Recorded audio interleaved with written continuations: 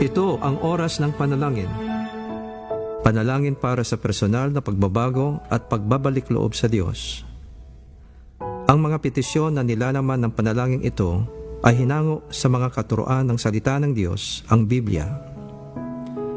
Ang salita ng Diyos mula sa mga awit 85, talatang 4 at 6 hanggang 9. Panumbalikin mo kami, O Diyos, ng aming kaligtasan. Ang pagkamuhi sa amin ay iyon ang wakasan. Ibangon mo kami, sana'y ibalik mo ang nawalang lakas, at kaming lingkod mo ay papurihan ka na taglay ang galak. Kaya ngayon, Yahweh, ipakita mo na ang pag-ibig mong wagas. Kami ay lingapin at sa kahirapan ay iyong iligtas. Aking naririnig mga pahayag na kay Yahweh nagmula. Sinasabi niyang ang mga lingkod niya ay magiging payapa kung magsisisi at di nababalik sa gawang masama. Ang nagpaparangal sa pangalan niya ay kanyang ililigtas. Sa ating lupain ay mananatili ang kanyang paglingap. Naway sabayan niyo ako sa panalangin ito. Mahabaging Panginoon, salamat at sa anumang oras ay maaari kaming lumapit sa iyo. Nagsisisi kami sa aming mga kasalanan at pagsuway sa iyong mga utos. Patawarin mo kami sa aming pagmamataas sa sarili, sa aming kakulangan ng pagmamahal, paggalang o habag sa aming kapwa, sa aming mga maling gawi at pag-uugali, at sa aming masasamang mga pag-iisip, pananalita at gawa, sa aming galit at puot at kawalan ng pagpapatawad sa aming kapwa, at sa aming pagkalimot na magpasalamat sa iyong mga pagpapala sa araw-araw. Kami ay nagpapakumbaba at humihingi ng kapatawaran sa aming mga kasalanan. At tulad ng iyong pinag-utos, aming pinapatawad din ang mga nagkasala sa amin upang kami rin ay iyong patawarin. Kami nagpapatawad sa aming kapwa dahil din sa kami ay nagtitiwala na ikaw ang tagagawad sa amin ng tunay na katarungan sa iyong takdang panahon at paraan ayon sa iyong mga pangako. Pakalooban mo kami ng busilak na puso, O Diyos, at bigyan mo kami ng kalooban na matapat. Pagpalain mo kami na iyong karunungan at kalakasan sa araw-araw upang makapamuhay kami ng matuwid alinsunod sa iyong mga panuntunan. Hiniling namin sa iyo na iyong patatagin ang aming pananampalataya at kalooban upang mapagtagumpayan namin ang mga tukso sa araw-araw. Bigyan niyo kami ng karunungan upang maiwasan namin ang mga maling pag-iisip at masamang impluensya. Hinihingi namin na kami ay iyong muling itayo kung saan kami nabuwal. Bigyan mo kami ng kakumbabaan sa paghingi ng tawad at pagkikipagbalik loob sa mga taong aming nasaktan. Aming tinatanggap at pinananaligan ang iyong di nagbabagong pagmamahal sa amin upang ibigin din namin ang aming kapwa tulad ng pag-ibig mo sa amin. Turuan mo kami na laging maging mapagpatawad sa mga nakakasala sa amin, tulad ng iyong pagpapatawad sa aming mga kasalanan, nang kami ay mamuhay ng may kapayapaan sa ilalim ng iyong masaganang pabor at biyaya, at nang sa gayoy, matanggap namin ang mga pagpapalang inilaan mo para sa amin. Dalangin namin, Panginoong Hesus, na maghari ka sa aming mga buhay, pamilya, sa aming mga pag-iisip at pag-uugali, sa aming komunidad, pamunuan, simbahan at sa aming bayan. Isinusuko namin ang aming sarili sa iyo bilang aming Panginoon at Manliligtas. Hinihiling namin na iyong bantayan at pangalagaan kami sa araw-araw. Ang aming pamilya, tahanan, negosyo, trabaho at paaralan, at iyong ilayo kami sa lahat ng kasamaan at kapahamakan. Naway kami ay iyong patatagin na kami ay laging makasunod sa iyong kautusan at makalakad sa katuwiran at pag-ibig sa kapwa. Panginoon, kami ay nanunumbalik sa iyo. Naway akayan mo kami sa mga landas na matuwid, alang-alang sa iyong pangalan. Maraming salamat, Panginoon, sa iyong pagtugon sa aming mga dalangin na ito, sa pangalan ni Jesus. Amen.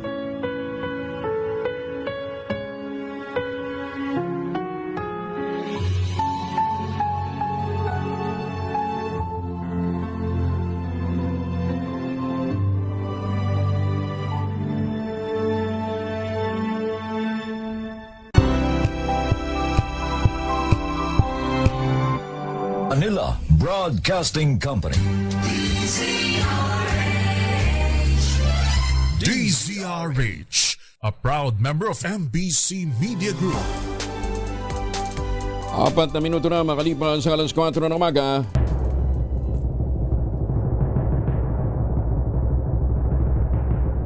And the Golden Dove for Best Science and Technology Journalist goes to Angelo Palmones, DCRH. Ito na ang 28th KBP Golden Dove Awardee, Best Science and Technology Journalist, si Angelo Palmones sa Magandang Umaga, Pilipinas! DZRH, Magandang Umaga, Pilipinas sa DZRH Radio, DZRH TV at DZRH Online. Kasama si Kuya Angelo Palmones. Magandang Umaga, Pilipinas! Unang Lunes tayo ngayon ng Mayo, May 4, 2026. Sa ulo ng ating mga balita, Mayon Volcano. Sumabog nga mahigit sa 50 barangay ang binalot ng makapal na ashfall nitong weekend. Pangulong BBM inuutos sa mabilis na pagtugon sa mga apektado ng pagsabog ng Mayon Volcano. Justice Committee ng Kongreso pagtitibay ng rekomendasyong iakyat na sa Senado ang impeachment laban kay BP Inday Sara Duterte. Broadcaster na si Jason sa pinayagan ng magpiyansa.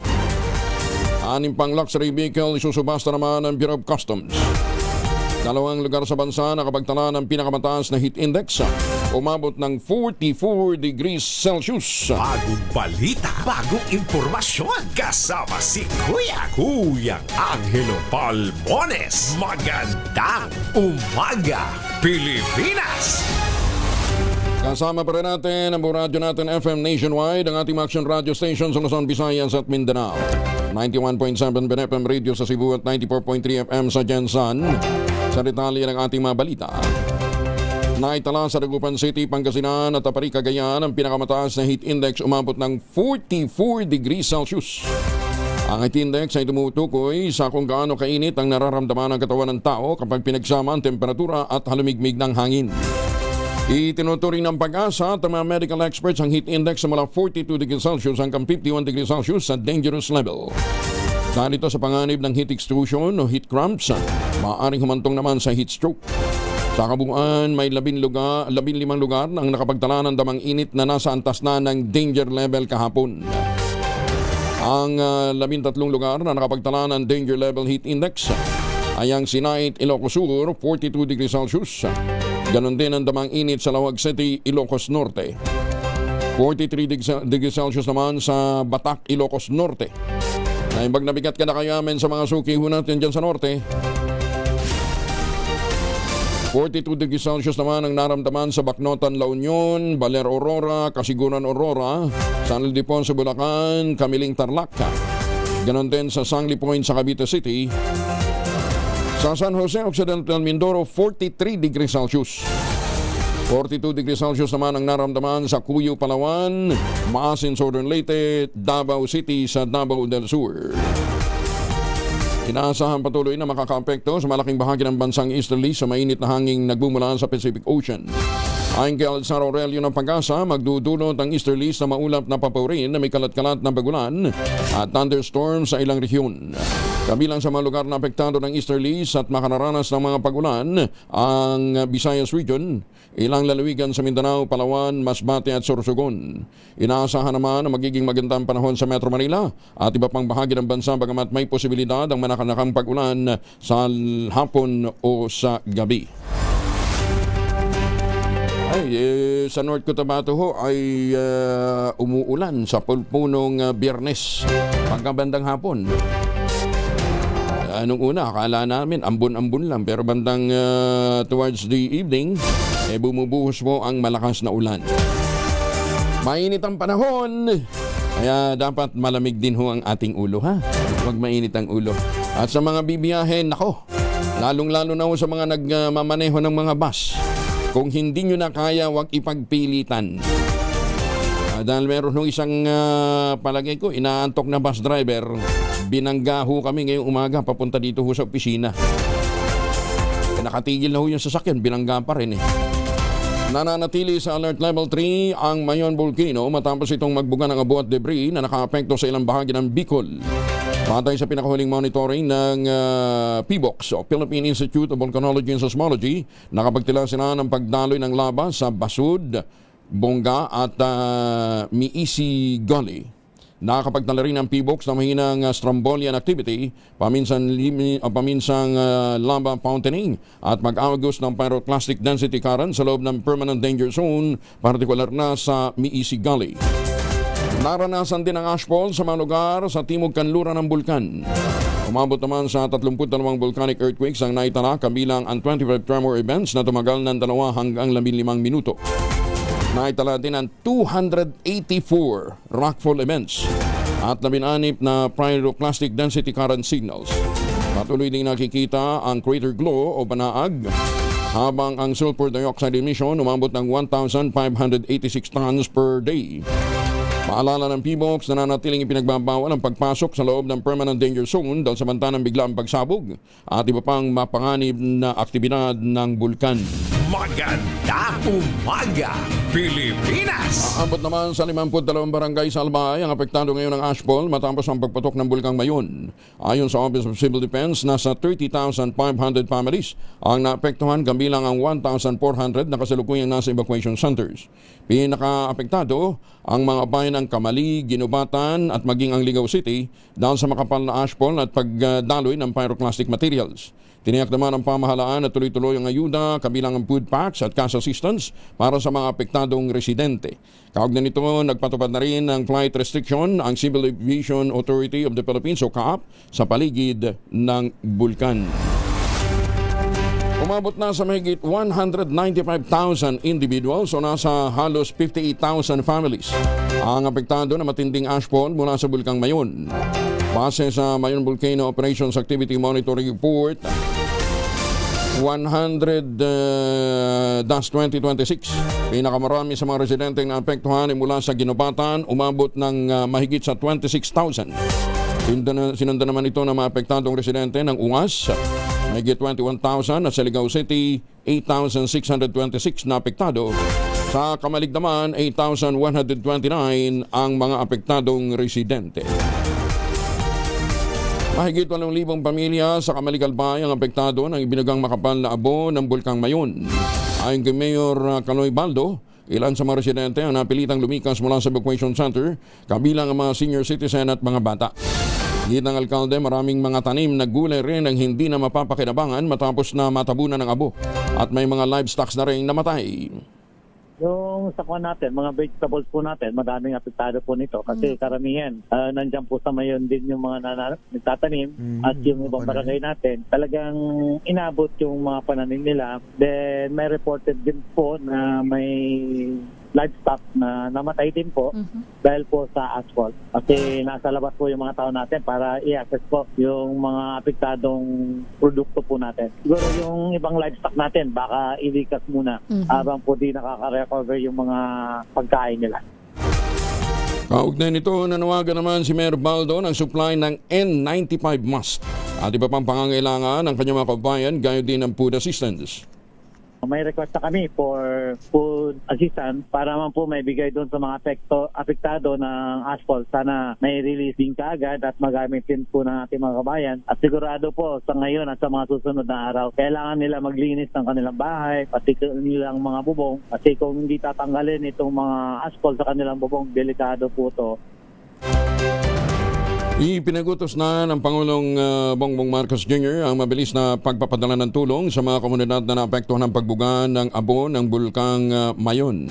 Sa inilabas na pahayag ng Malacanang, nasa full swing ang response operation upang protektahan ang kalusugan ng publiko, tiyakin ang kaligtasan at mapanatiling bukas sa mga paunay kalsada at serbisyo sa mga apektadong lugar. Inatasan din ng Pangulo ang Department of Public Works and Highways na agad na alisin ang mga abo sa mga paunay kalsada. Ang Bureau of Fire Protection naman para sa water spraying at clearing operations. Namahagi naman ng N95 MAS, nag-deploy ng mobile clinic para sa mga residente na may problema sa paghinga at nagtayo na rin ng water station ang Department of Health. Nagbabala rin ang Pangulo na bantayang mabuti ang mga ilog na madalo yung tubig sa posibleng lahar flow, lalo na kung magkakaroon ng malakas na pag-ulan. Antabayanan nyo mamaya ang update mula po kay Dr. Toto Bacolcol. Sugatan ng isang pulis makarang barilin habang nagsisilbi ng arrest warrant sa Disimungal, Nagtipunan. Ito po'y sa Quirino. Kinilala ang pulis na si Patrolman Jimboy Erang na binaril ng isang improvised pellet gun. Sa ulat, nagtungo si Erang at ang kanyang mga kasamahan sa bahay ng suspect na si Marvin Gumabon para isilbisa ng arrest warrant dahil sa paglabag sa other light threats ng revised penal code. Ngunit sa halip na sumuko, binaril siya nito. Agad namang na-arrest ang suspect sa iginasang pursuit operation dahil sa kanyang pamamaril. Bagsak sa kamay ng otoridad ang isang 33 anyos na magsasaka matapos na masamsam ang nasa 1.42 million pesos na halaga ng mga hindi resertradong fertilizer at pesticide sa isang operasyon sa barangay sa Intercebel Norte. Sa ulat ng CIDG Isabela, ginawang improvised laboratory ng ang ikatlong palapagdampahay ng suspect kung saan umano ginagawa ang mga produktong ibinebenta online at ipinapadala sa pamamagitan ng courier. Kabilang sa nakumpiska ang mga drum at container ng fermented seaweed-based chemicals, portable mixer, weighing scale, pump at iba pang sangkap at kagamitang ginagamit sa paggawa ng agricultural chemicals. Nagugat ang operasyon matapos makatanggap na reklamo ang otoridad mula sa mga residente dahil sa masangsang na amoy na nagmumula sa lugar, nagdudulot ng pangamba sa kanilang kalusugan. Bunsod nito, paalala ng CIDG, kailangan dumaan sa tamang regulasyon ang mga abono upang matiyak ang kaligtasan ng publiko at maprotektahan ang kapaligiran. Kasalukuyan na sa kusadihan ng mga otoridad ang suspect na harap sa kasong paglabag sa Presidential Decree 1144 o ang batas na lumikha ng Fertilizer at Pesticide Authority. Nasamsam naman ng National Capital Regional Police Office ang 20 tonelada ng double dead na karne sa isinagawang raid sa isang trading facility sa Barangay Tanyong, Marikina. Ayon kay NCRPO Director Major General Anthony Aberin, nagresulta ito sa pagkakaresto ng 12 katao kabilang ang tauhan ng naturang pasilidad. Nagugat ang operasyon sa mga report na natatanggap ng NCRPO hinggil sa manoy nangyayaring trading ng mga botcha o yung mga karneng double dead. Usually ito mga namatay na dahil sa sakit at kinakatay pa rin para maibenta. Git na rin kasama man ang grupo na nag-inspeksyon sa lugar ang mga opisyal ng National Meat Inspection Service kung saan na-discover nila na nagtambakan din ng mga frozen products na kumpirmadong lagpas na sa kanilang expiration date at unfit for human consumption. Kaugnay nito, pinaalalahan na naman ang publiko na maging maingat sa pagbili ng karne, lalong-lalo na yung mga double dead meat. Nako! Hindi lang ho sakit ng tiyan ang inyong makukuha dyan. Baka mas malala pang sakit na makuha nyo sa pagbili ho ng mga double dead na karne. 17 minuto na makalipas ang alas 4 ng umaga para ho sa mga mahihilig sa photography. Tuloy po ang pagtanggap ng Philippine Amusement and Gaming Corporation ng mga entries para sa 2026 PAGCOR Photography Contest. Ang tema ngayong taon, Kids at Play. Lain itong ipakita mga simpleng tagpong sumasalamin sa pagiging masayahin ng mga bata at mga asal na natututunan sa simpleng paglalaro. Ang patimpalak po ay open para sa lahat ng mga Pinoy photographers, amateur at mga professionals basta 16 years old pataas. Ay kay PAGCOR Chairman at Chief Executive Officer Altenco, hangad ng paliksahang mapanatili ang mga tagpong nagpapakita kung paano nakatutulong ang laro sa gayon din ang libangan sa paghubog ng karakter at pangarap ng paslit. Marami sa mga bata ngayon bawas-bawasan niyo yung exposure sa sa mga digital device ninyo Maglaro kayo sa labas.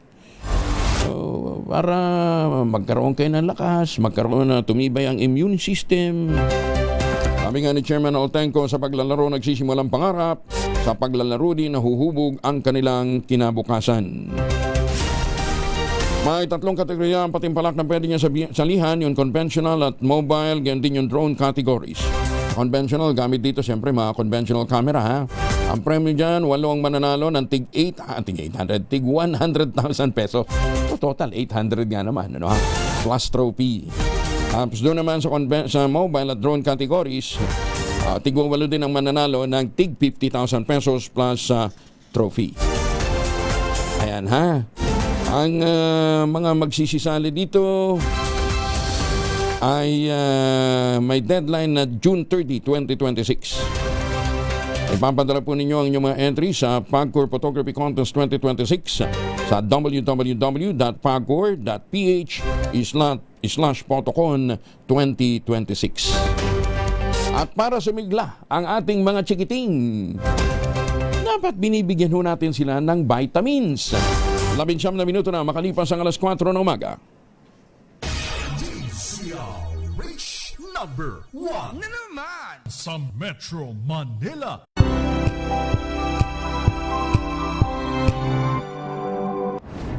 Kung good vibes ang hanap mo, dito ka na sa sigurado. Mula sa mga istoryang nagbibigay ng inspirasyon hanggang sa mga kwentong may dalang solusyon. Mga balitang pampagaan, pakiramdam at pampaganda ng araw. Hindi lang ba sa good news, kundi the better news. Mula Lunes hanggang Biyernes, 1:00 ng tanghali sa DZRH TV.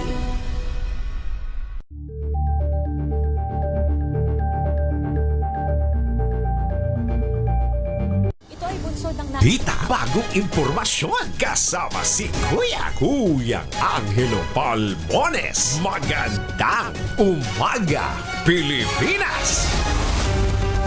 Alas 4:20, 4 na most wanted persons sa Eastern Visayas arestado sa isang araw na police operation. Detalye ng balita mula kay Jimmy Angay-Angay, RS32, maupay nga aga Jimmy. Ande.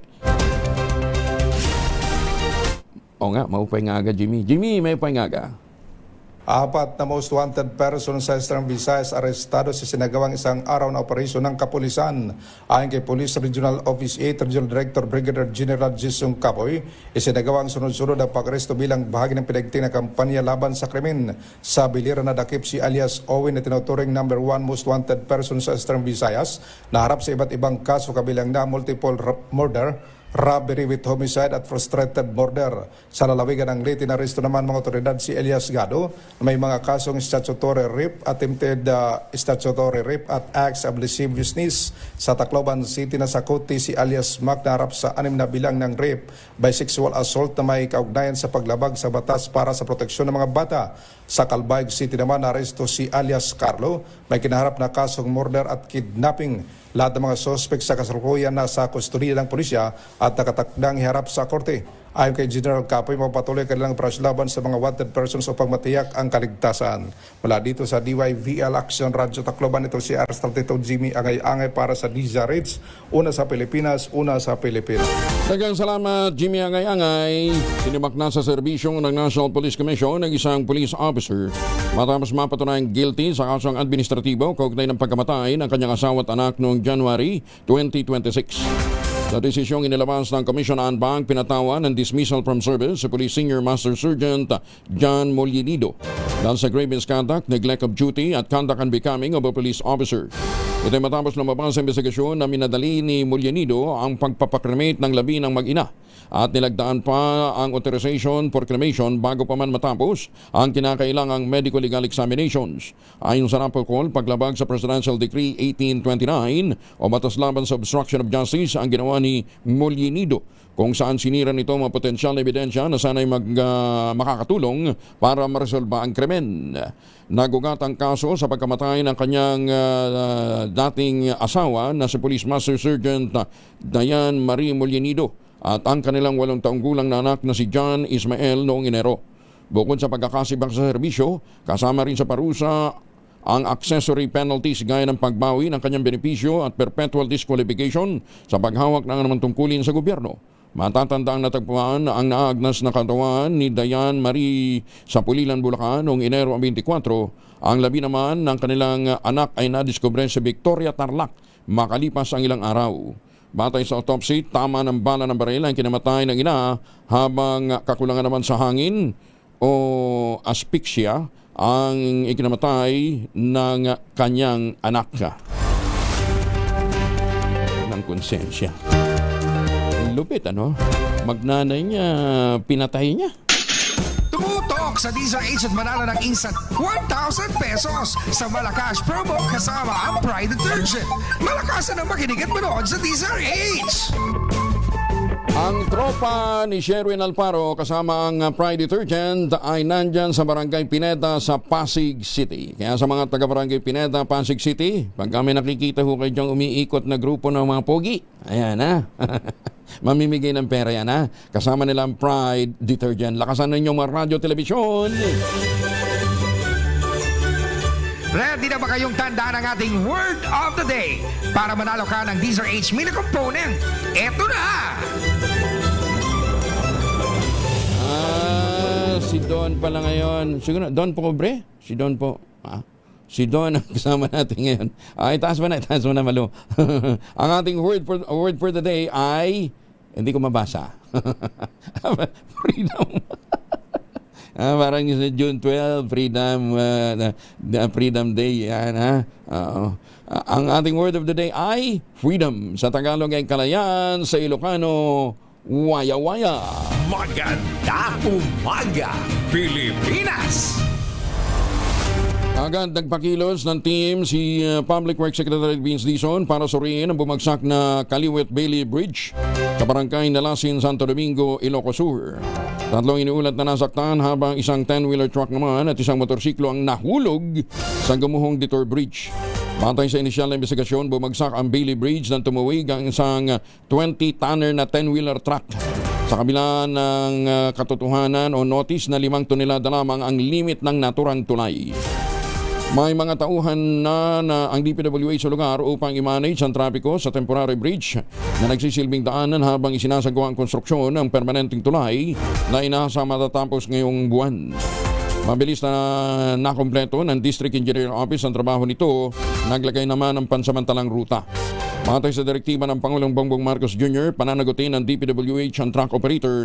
Hinimok ang lahat ng motorista na mahigpit na sumunod sa load limit upang matiyak ang kaligtasan ng publiko.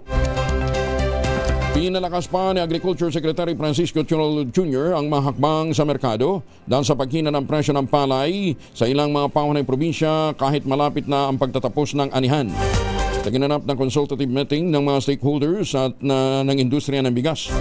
Sinabi ng Department of Agriculture bumagsak ang presyo ng sariwang palay ng 16 to 17 pesos per kilo sa magkakahiwalay na lugar sa Nueva Ecija, Pampanga, Isabela at Cagayan.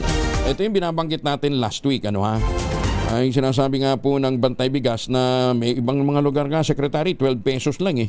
Gayunman nilinaw ni Laurel, ang pagbagsak ay hindi sa buong bansa dahil nananatiling mataas ang farm gate price sa Palawan, 23 hanggang 24 pesos per kilo, at tinukoy ang localized price pressure sa halip na sistematikong pagbagsak sa mga pamilihan.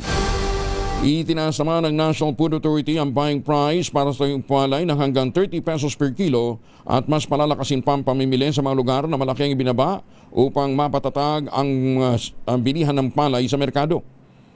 Inilunsad din ng ahensya ang Direct Purchase Order System upang direktang magbenta ang mga magsasaka sa NFA, mabawasan ang pagdepende sa mga negosyante at middlemen.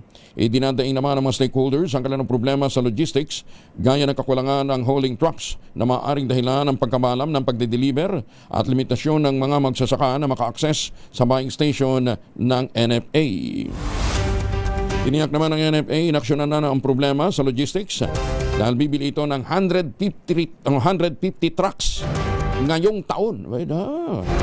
Sa panig naman ng supply, binigyan din ni Secretary Chulorel na nanatiling kailangan ng pag-angkat ng bigas. Subalit kailangang maingat na mapangasiwaan ito upang may iwasang bumagsak ang lokal na presyo. Plano naman ng Department of Agriculture na palawakin pa ang Minimum Access Volume o MAB para sa imported na baboy at mais ngayong buwan.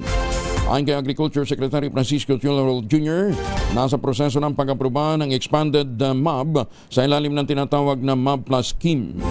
Layunin ng hakbang na mapatatag ang supply at mapababa ang presyo ng mga pangunahing bilihin kasunod ng pagtaas ng shipping cost, dulot naman ng tensyon sa Middle East na nakakaapekto sa global oil supply. Sa ilalim ng MAB Plus, maaaring madagdagan ang volume ng importation sa piling agricultural commodities na papatawan ng mas mababang taripa. Yan man, kailangan pa rin na aprubahan ng Pangulo ang kanilang rekomendasyon sa MAB Management Committee. Ayon naman sa Federation of Farmers, inirekomenda ng komite ang karagdagang 250 metric tons para sa mais. Bukod pa sa kasalukuyang MAB na nasa mahigit kumulang 250,000 metric tons. 29 na makalipas ang alas 4. Showbiz muna tayo, mga bagong talent ng TV5. Ipakikilala sa publiko bukas. Ba, sino-sino kaya sila? Yan ang ibabalita sa atin ni Morley Alinio. Morley, good morning. Gising ng showbiz, rampa na Pilipinas. Good morning, Kuya Angel. Bukas, May 5, 2006, opisyal ng ipakikilala ang ipinagmamalaki ni Mr. Johnny Manahan sa new talent nila sa Channel 5. Usap-usapan, si Martina na anak ni Aiko Melendez ay naroon sa launching na iyon. Hindi lang iyan, mga bago at magaganda at guwapong miyembro ng TV5 ang ipakikilala nila na kung saan ang pag-asa ng Channel 5 ay magkakaroon ng puwang ang mga ito sa showbiz world. Well, samantala, kung busy ang TV5 sa pagbuo ng bago nilang mga talent, ay hindi naman nagsasawa ang Viva 1 o ang Viva Max o ang Viva Films sa paghubog ng mga bago nilang talent. Marami na ang talent ng Viva 1 at ng Viva Max at kung anik-anik pa nila, pero sa totoo lang, hindi nalulugi ang bawat pelikulang ginagawa ng Viva 1. Partikular na yung kanilang mga TV series din. Well, magsasalpukan kung sino ang sino. Sino ang higit na makikilala? Ang talent ba ng Viva o ang talent ng TV5? Yan ang kaabang-abang this month. Yan ang ating DZRH Showbiz Status News. Ako po ang inyong RH47, Morley Alinio para sa DZRH. Una sa Pilipinas, una sa Pilipino. Babu! Maraming salamat, Morley. Bagong balita, bagong impormasyon. Kasama si Kuya Angelo Palmones. Magandang umaga, Pilipinas! Ay mga misis, sa may araw si Mr. na pag-uwi galing ng trabaho, abay dahil yan sa germ sa katawan nila. Para labanan ng amoy araw tumoy pawis, gumamit ng Shield Bath Soap regularly. Unbeatable ang Shield sa paglaban sa germs versus another brand may shea butter. Pampalambot ang kutis sa presyong abot kaya 12.50 SRP. Kaya naman recommended ito ng Philippine Nurses Association. Kaya mga misis, I challenge you, subukan ng Shield Bath Soap. Galit sa sakit, may malasakit. Sulit na sulit. Balik tayo sa mga balita. Magsasagawa ng panibagong public auction ng Bureau of Customs, Port of Manila para sa 6 na luxury vehicles na nakumpiska nito sa pamamagitan ng sealed bidding. Ito po ay gaganapin sa May 7. Kabilang sa mga mamahaling sasakyang isusubasta ay Lexus ES 2019. Uy, magkano kaya ito? Jeep Wrangler 2021, Bentley Continental 2022 model, BMW X6 2023, Mercedes-Benz S680 Maybach 2023 model at Rolls-Royce Cullinan 2021 model. Para sa mga interesadong bidder, maaaring masuri at makita ng personal ang masasakyan mula ngayong Lunes hanggang Martes sa BOC POM Compounds. Ayon naman kay Commissioner Ariel Nepomuceno, isasagawa ang public auction sa May 7 sa second floor conference room pre-pub building ng BOC POM sa ganap na alas 10 ng umaga. At sana nga daw po mabenta na ho ito. Pedicab driver na lango sa alak arestado ng saksakin ng nakaelitang estudyante sa bayan ng Katarman. Detalye ng balita mula kay Jane Galit Bantayan, Aris 34. Jane, may buntag. Arestado ng pulis ang isang 40 taong gulang na pedicab driver ng Katarman na nasa impluwensya ng alak dahil sa pananaksak nito sa isang 20-year-old na estudyante na naganap sa Barangay Sebad Santos, Bayan ng Katarman, Norte, Samar. Sa pag-iimbestiga ng mga pulis, bigla na lamang nilapitan ng suspect na nasa impluwensya ng alak itong estudyante. Nagkaroon ng komosyon at humantong pa sa isang pisikal na sakitan at agad na sinaksak ng suspect ang biktima sa likod na bahagi ng katawan nito. Agad itong isinugod sa Northern Samar Provincial Hospital na ayon sa ulat ay patuloy pa itong nagpapagaling. Agad naman nagsagawa ng hot pursuit operation ng Katarman PNP at sa loob ng 5 minuto, nahuli ang nasabing suspect.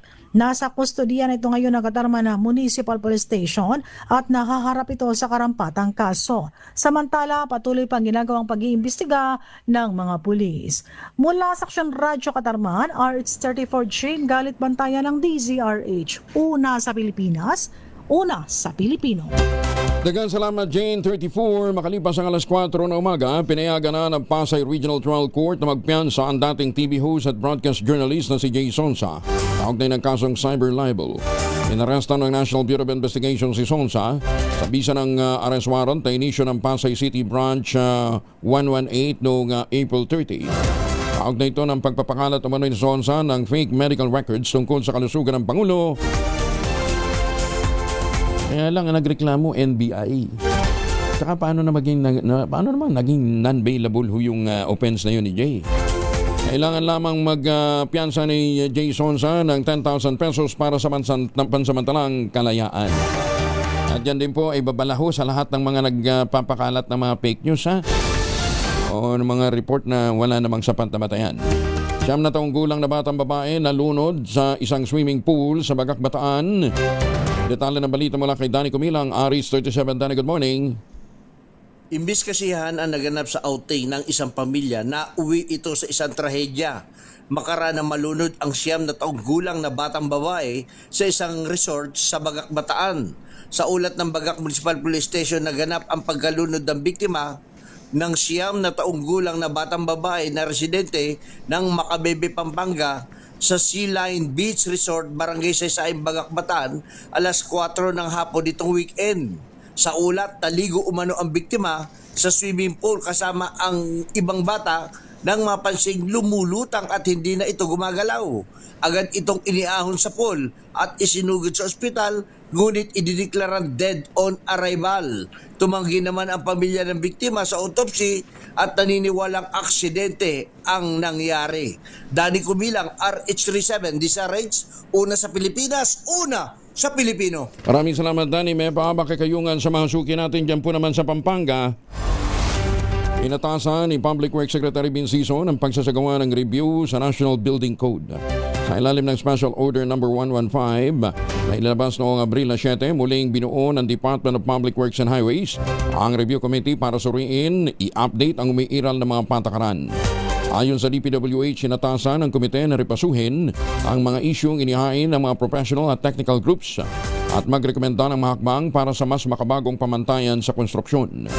Sinabi ni Secretary Vince Dizon, mahalagang review upang matiyak na nanatiling akma ang building regulations sa kasalukuyang panahon, lalo na sa harap ng mabilis na urbanization, tumitinding banta ng kalamidad at patuloy na pagbabago sa engineering standards. Layunin ng hakbang na ito na mapahusay, ma-modernize ang mga polisiya sa infrastruktura ng bansa. Magandang umaga sa mga taga Kinapawan City. Ay, magandang umaga din sa mga taga Nueva Ecija. Bagsak ho ang presyo ng palay pero hindi ho bumababa ang presyo ng bigas. Ano ha? Dapat magkakaugnayan. Pag bumagsak ang presyo ng bigas, ng palay, bagsak din sana, baba din sana ang presyo ng palay, ng bigas. Hindi 37 na makalipas ang alas 4, mga mamis. Laundry day today ha. Kunoto ka ba kapag makapit, madikit at malupit ang mancha? All you need is pride. Ba't mapahirapan ang self sa pride? Easy at worry-free naman ang laundry. Sa triple stain away formula, tanggal ang matitindi mancha based on test of chocolate. Modern Sebanon Cotton, gawa po ito ng ACS. Mahigit na 78 million pesos na halaga ng smuggled na sigarilyo nasambat naman sa Davao Oriental. Detalye ng balita mula kay Jun Soter mula sa Action Radio Davao. May buntag ni mo, Jun. Mayong buntag usab, Kuyang Angel, umabot sa mahigit 78 milyong halaga ng smuggled na sigarilyo ang nasamsam habang 8 katao ang naresto sa magkakasunod na anti-smuggling operation ng Philippine National Police at iba pang ahensya sa Gobyerno Generoso Davao Oriental noong Abril 30 at Mayo 1, 2026. Sa unang operasyon noong Abril 30, naresto ang isang driver matapos maharang isang wing van sa Barangay Pundagitan. Na-recover ang 504 master cases na sigarilyo na nagkakahalaga ng tinatayang 25.2 milyon kabilang ang sasakyang ginamit sa transportasyon. Kinabukasan Mayo 1, 7 katao naman ang naresto sa isinagawang maritime operation sa Davao Gulf na sabat sa isang motorized vessel na imbibukal ang 1,246 master cases ng undocumented cigarettes na nagkakahalaga ng humigit kumulang 52.9 milyon. Sa kabuuhan, tinatayang 78 milyon ang halaga ng mga nakumpiskang kontrabando. Naharap ang mga suspect sa kaso paglabag sa Section 7 ng Republic Act No. 12022 at iba pang kaugnay na batas laban sa iligal na kalakalan ng tabako. Ayon kay PNP Chief Jose Merencio Nartatis Jr., patunay ang operasyon na mas pinaigting na pagbabantay at koordinasyon ng mga ahensya laban sa smuggling. Binigyan diin ito ang kahalagahan ng ganitong hakbang upang maprotektahan ang ekonomiya at ang lehitimong kalakalan sa bansa. Ito si June Suter para sa DZRH. Una sa Pilipinas, una sa Pilipino. Daghang salamat, June Suter. Magandang umaga, Pilipinas! May magnabigan sa mga suki natin dyan sa Bulog, Cagayan, at magandang umaga kay Jose Manulod dyan sa New Jersey, US of A. Sa mga taga San Diego, California, magandang umaga. Ma'am Evan Lang sa Las Vegas, good morning! Tumutok sa DZRH at manalo ng instant 1,000 pesos sa Malakas promo kasama ang Pride Detergent. Malakasan ang makinig at manood sa DZRH! Bigyan muna tayo ng pera. Wala pa lang si Sherwin. Kaya si Don Carlos ang ating makakasama. Good morning, Don. How are you today? Good morning, Kuya Angel. Magandang umaga, Pilipinas. Okay na okay tayo dito sa Barangay Pineda sa Pasig City, kung saan mamamalengke lang si Nanay Aba, avid listener daw ng DZRH. Nanay, magandang umaga. Magandang umaga po. Nay, kumusta na ho kayo, Nay? Okay lang po. Ang ganda naman ng hairdo ni Nanay. Saan kayo nagpagawa niya, Nay? Anong probinsya ni Nanay? Alin po? Anong probinsya nyo? Ay, Bisaya ko, taga Surigao. Oo. Taga Surigao. Asa namin, Surigao? Sa ano kami tandag? Taga Tandag City. Tandag po, Tandag City. Ano sa nga barangay sa Tandag City? Poblasyon? Di rami sa kuan, kanang poblasyon yun. Poblasyon yun. Silingan mo ni Ace Barbers. Siguro. Siguro. Silingan kami dito. Kinsa ka uban ni mo diri, Nay? Kapod ng kuan, tandag. Kinsa mo ka uban diri, Nay? Manila. Akong anak. Ay mong anak. Biyuda na ko, sir. Biyuda na. Nako, single. Don, single na yan, Don. Single. Don. Single, Don, oh. Yan. Sige, bigyan mo na kay Nanay yung premyo natin. Ayan, ito yung Angel. Kitang-kita naman na hawak pa ni Nanay ang kanyang radyo. Nanay, sino ba ang paborito niyong announcer sa DZRH? Si Angelo Palmones. Wow. Yun, bigyan na natin yan ng 1,000 pesos. At kapag nahula mo pa ating word of the day, Nanay, bibigyan ka pa namin ng mas marami pang premyo. Ano pang word of the day natin? Freedom. Kita mo, saya ni Nanay. Bigyan na Freedom. natin yan, Kong Angel, ng Astron Medium Component. Hatid sa atin ng Astron. Alagang Astron, alagang maaasahan. At syempre, tatanggap ka rin, Nanay, ng groceries mula sa ACS at DZRH. At ang pinakabago, pinakamabango at pinakamabigat na Pride Detergent with Fabric Conditioner, Korean Strawberry Room with Stay Permanent. Nanay, 2 kilo na yan. Kahit ano namin labahin, ubus na ubus yan. At syempre, ang bagong disenyo na DZRH T-shirt, ibigay yan kay Nanay Rita. Nanay, congratulations po. Thank you very much, Sir Angelo. Ay, isa pa yan, Nay. Isa pa yan. Amping, ha? Okay. Ang pigid ka nun, ay. Oo, Moro sige. na ito puhunan eh. Nanay puhunan. Sige, pamalingkin na, Nay. Ayan. Oo. Thank you very, very much. Ay, isa pa yan, Nay. Ay, isa pa yan. Okay. Don. Ayan, Nanay, ingat ka sa pamamalengke mo. Binigyan pa natin ng pamalengke si Nanay. Kaya naman sa mga gusto pang manalo ng 1,000 pesos, tutok lang sa DZRH Malakas Promo. Kasama pa rin ang Pride Detergent. Ako pa rin si Don Carlos para sa DZRH Una sa Pilipinas, una sa Pilipino. Maraming salamat, Don Carlos. Tutok lang! Tutok na sa DZRH Radio, DZRH Facebook, DZRH YouTube, at DZRH TV. Baka ikaw na ang susunod na winner sa DZRH Malacash Promo! 43 makalipas sa alas 4. Maganda umaga, Pilipinas! Binata nalunod sa Agno River sa Villasis, Pangasinan. Nagsiswimming siguro. Detalye ng balita mula kay Freddy Pajardo, Aris 38. Masantos siya kabasanid siya kamin sa ating masuki dyan sa Pangasinan, Freddy.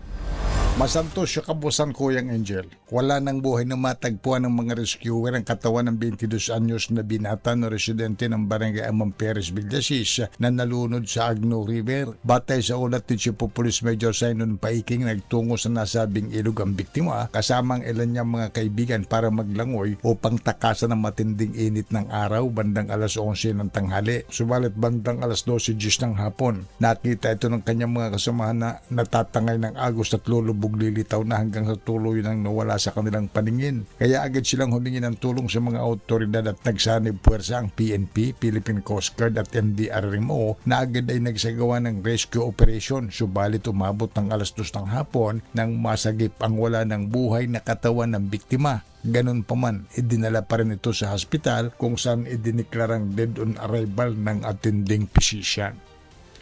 Mula sa Action Radio Pangasinan, ito si Freddy Pajardo, Aris 30 Taguulat para sa DZRH, una sa Pilipinas, una sa Pilipinas. Maraming salamat, Freddy. 60-year-old arestado sa manoy pangmumulestya ng 8 anyos na bata sa Tondo, Maynila. Si Lolo naman, oo. Didali na balita mula kay Boy Gonzales, Sarge 29. Boy, good morning. Good morning, Kuya Angel. Isang 60 anyos na lalaki arestado matapos ng mga abuso ng isang 8 taong gulang na bata sa Tondo, Manila. Kinilala ang suspect na si Elias Domeng, isang construction worker at residente ng Barangay 118. Ayon sa pulisya, naglalaro ang biktima nang lapitan ito ng suspect at tinawakan sa maselang bahagi ng katawan. Agad na tumakbo ang bata pauwi at sinumbong ang insidente sa kanyang ina na siya namang nag-report sa barangay. Sa tulong ng mga tao ng Don Bosco Police Community Precinct ng Rahabago Police Station 1, agad na naaresto ang suspect at positibong kinilala umano ng biktima. Ipinaalam sa suspect ang kanyang mga karapatan, ngunit pinili nitong manahimik. Dinala na rin sa ospital para sa pagsuri bago tuluyan dinala sa Women and Children Protection Desk ng MPD Police Station 1. Kasalukuyan nakakulong ang suspect habang nihanda ang kasong paglabag sa child abuse law at sasailalim sa inquest proceeding. Ito si Boy Gonzales para sa DZRH, una sa Pilipinas, una sa Pilipinas. Boy, thank you kanina, Boy, ha. Maraming salamat doon sa assistance. Samantala, mahigit na 31.3 million pesos na laga ng tanim na marijuana sinira ng mga otoridad sa Mountain Province. Detalye na balita mula kay Romy Gonzales sa RH41. Naimbag na bigat, Romy. Binasak ng mga otoridad ang higit sa 31.3 milyong piso ang halaga ng tanim na marijuana na nagdiskubre sa ikinasang marijuana eradication operation sa ilalim ng PNP Oplan Green Sweep 2.0 sa Mount Makagoong sa angganan ng Barangay Saklit sa Danga Mountain Province at Barangay Buskalan sa Tinglayan, Kalinga. Batay sa report ng Mountain Province Provincial Police Office na diskubre ang 4 na plantasyon ng marijuana na may sukat na 29,500 metro kwadrado at tinamnan ng 140,000 fully grown marijuana plants na may standard drug price na 28 million pesos at 84,000 marijuana seedlings na nagkakalaga ng 3,360,000 piso sa bahagi ng Mount Makagoong na dati ng kinalbo ng forest fire. Walang nahuling marijuana cultivator sa naturang anti-drug operations. Ang mga nadiskubring kontrabando ay sinira ng mga operating troops sa mismong lugar ng operasyon. Patuloy naman ang pinapatupad na investigasyon upang matukoy ang ibang posibleng plantasyon sa mga karatig puok at madakip ang mga individual na sangkot sa pagtatanim nito. Kaugnay nito, nanawagan ang Police Regional Office Cordillera Administrative Region sa publiko na makiisa sa kampanya laban sa illegal na droga at aktibong makibahagi para tuluyang mapuksa ang illegal na aktibidad sa Cordillera Region. Ito si RH41 Romy Gonzales para sa DZRH, una sa Pilipinas, una sa Pilipinas. Maraming salamat, Romy. Diyos te Agina.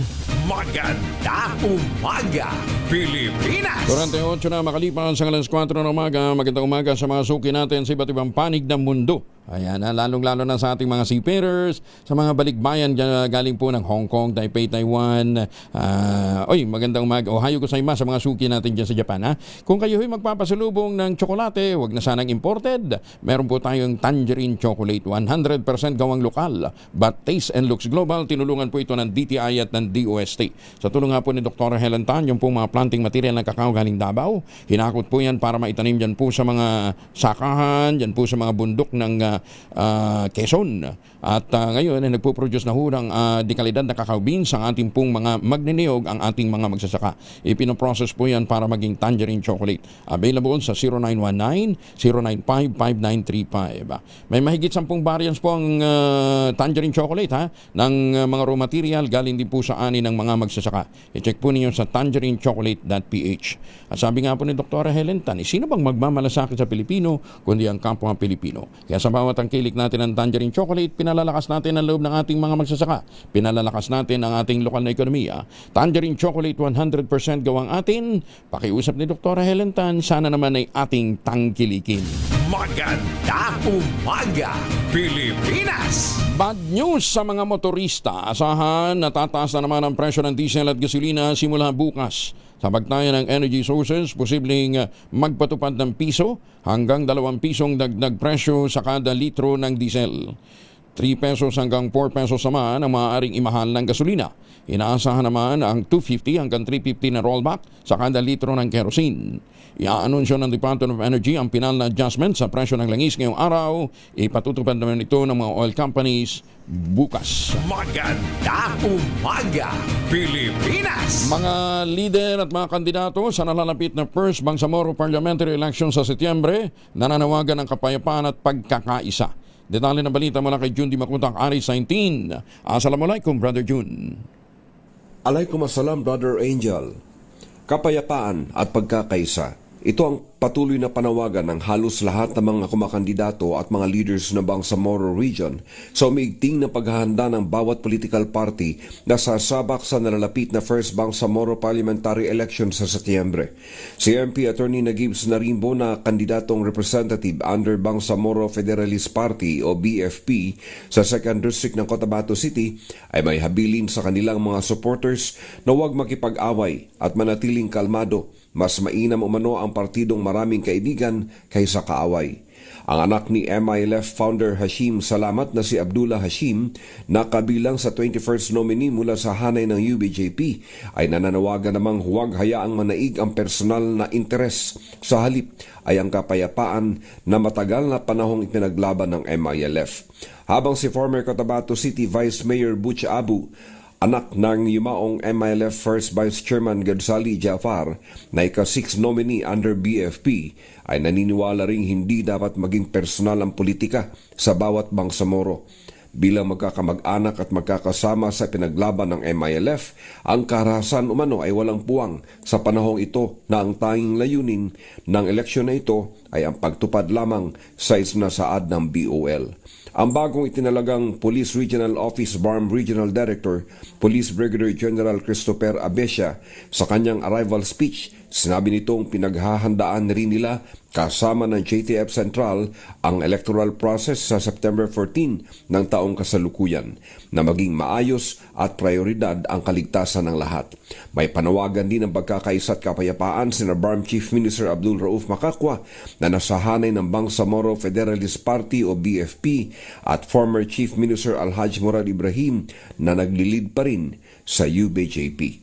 Mula sa Central Mindanao, RH19, Jun Di Makutak, DZRH, una sa Pilipinas, una sa Pilipino. So, Jun, maraming salamat at congratulations naman kay Attorney Nabil Mutia. Ayan, si Attorney Nabil Mutia po ay nanumpana bilang bagong Provincial Election Officer dyan po sa Maguindanao. Ayan, Attorney Nabil, congratulations. At congratulations din kay Chairman George Garcia at sa iba pang mga regional officers ng COMELEC sa inyong masigigabong paghahanda para sa nalalapit na BARM elections. Congratulations again kay Attorney Nabil.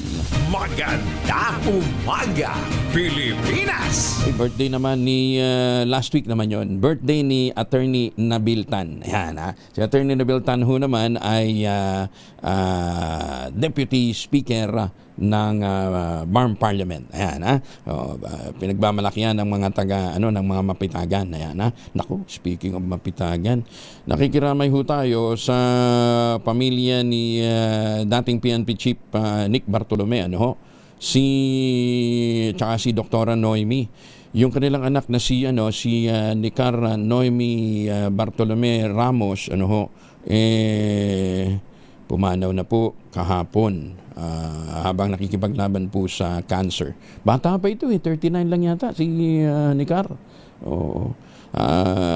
Para po sa mga kamag-anakan, mga kakilala, kaibigan ng pamilya Bartolome, mga kaibigan ni Boss Nick at saka ni Dr. Noemi, si Nicar po ay pumanaw na, hindi po nalabanan ang cancer kahit po nagtungo na sila sa Singapore. Mga Thursday yata ang balik sa Pilipinas ng pamilya Bartolome. Ayan, nakikiramay ho tayo.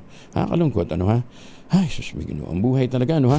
Maganda umaga, Pilipinas! Dito naman tayo sa masaya, ha? Happy birthday sa aking ate. Ayan, ha? Sa aking pinsan, si Ate Flor Miranda. Ang aming bossing dyan po sa Kinapawan City. Ate Flor, happy birthday. At sana nga ay mas marami ka pang birthdays na dumating. Ayan, ha? Kita niyo naman, bumabata si Ate Flor, ha? Hindi halatang senior citizen na. Happy birthday, Ate Flor. Ka-birthday niya rin, ha? Si Director Lita Suerte naman. Si Director Lita ay mula po naman sa DLLO, Department Legislative Liaison Office ng DOST. Director Lita, happy birthday. Maganda umaga, Pilipinas! Paano meron pa ako hindi nabati dito, makakagalitan tayo. Ayan, wala na. Okay, samantala, Pangulong BBM pinakilos sa mga ahensya para tulungan ang mga komunidad na apektado ng pag-alburuto ng Bulkang Mayon. Detalye na balita mula kay Let Narciso, RH14. Let, good morning. Inatasan ni Pangulong Bongbong Marcos ang kaukulang mga ahensya ng gobyerno na tugunan ang pangailangan ng mga komunidad na apektado ng ashfall mula sa Bulkang Mayon, partikular ang Ginubatan at Kamalig sa Albay. Ayon sa Presidential Communications Office, kasunod ng direktiba ng Pangulo ay mabilis na kumilos ang DPWH, DOH, DILG-BFP, OCD, NDRRMC at DSWD. Agad sinimula ng DPWH ang clearing operations para matanggal ang abo sa mga kalsada at matiyak na tuloy-tuloy ang galaw ng mga residente at emergency responders. Nagsagawa rin ng water spraying ang DILG-BFP sa mga apektadong komunidad. Namahagi naman ng N95 mask ang DOH at nag-deploy ng mobile clinics, gayon din ng mga water station. Ang OCD at NDRRMC mahigpit na nagpatupad ng evacuation habang tuloy-tuloy ang monitoring at koordinasyon para matiyak ang kaligtasan ng mga residente sa high-risk areas. Namigay na rin ang DSWD ng pagkain at iba pang pangailangan sa mga pamilya sa evacuation centers. Pinababantayan rin ni Pangulong Marcos sa mga otoridad ang mga ilog at daluyan ng tubig sa harap ng posibilidad na pag-agos ng lahar. Tiniyak ng Pangulo na nakatutok ang buong pamahalaan sa sitwasyon sa Albay. Ito si Let Narciso para sa DZRH. Una sa Pilipinas, una sa Pilipino. Maraming salamat, Let. Magandang umaga sa Roselis family dyan sa Locban, Quezon. Magandang umaga sa mga suki natin sa Calamba, Laguna at sa mga taga Mandaluyong City. 57 na makalipas ang alas 4 oras na para tayo po naman ay mag-ultabayo. Ano nga bang ultabayo? Ang ultabayo po ay postbiotic with Lactococcus lactosebrin plasma. Dumaan ito sa mahabang clinical trial, hindi testimonial, hindi kwentong kutsero, kundi human clinical trial. At ang bawat kapsula po ng ultabayo nagtataglay ng 50 billion cells ng Lactococcus lactosebrin plasma. Ang function ho ng ultabayo, ina-activate po nito yung PDC. yung plasmacetoid dendritic cell. Yan po yung tinatawag na madalubhasa na commander ng ating immune system, responsable sa pagtataboy ng mga toksin sa ating katawan habang tayo po ay natutulog. Kaya ang Ultabio nakatutulong para ma-achieve natin magandang tulog. Pag magandang tulog, may magandang gising. May panlaban tayo sa puyat, pagod at stress. Kaya din po rekomendado ng ibang mga dalubhasa, mga 1 oras bago matulog, 2 kapsula. Mas ma-enjoy natin ang mga benepisyo ng Ultabio. Ilan lamang yan sa mga benepisyo po ng Ultabio. Kung may mga concerns pa ho kayo, may mga katanungan ho kayo, paano nga ba kayo lalong makikinabang, lalong-lalo ng mga senior citizen? Makapag-ugnayan po kayo sa 0931-033-2871. May mga medical experts po tayo na standby dyan para sagutin ang inyong mga tanong. 0931-033-2871. Ang Ultabio rehistrado sa Food and Drug Administration, halal certified. Ang magandang balita, kapag bumili ka nga po ng 1 box ng Ultabio Postbiotic, yung 30 capsules, sa ilang anumang Mercury Drugs tour nationwide, makakakuha ka ng free 100 pesos Mercury Drug Gift Certificate. Promo runs until July 31, 2026 only. Per DOH FDA sa our permit number 0981-07-2025. Mahalagang paalala, ang Ultabio po ay hindi gamot at hindi dapat gamitin panggamot sa anumang uri ng sakit.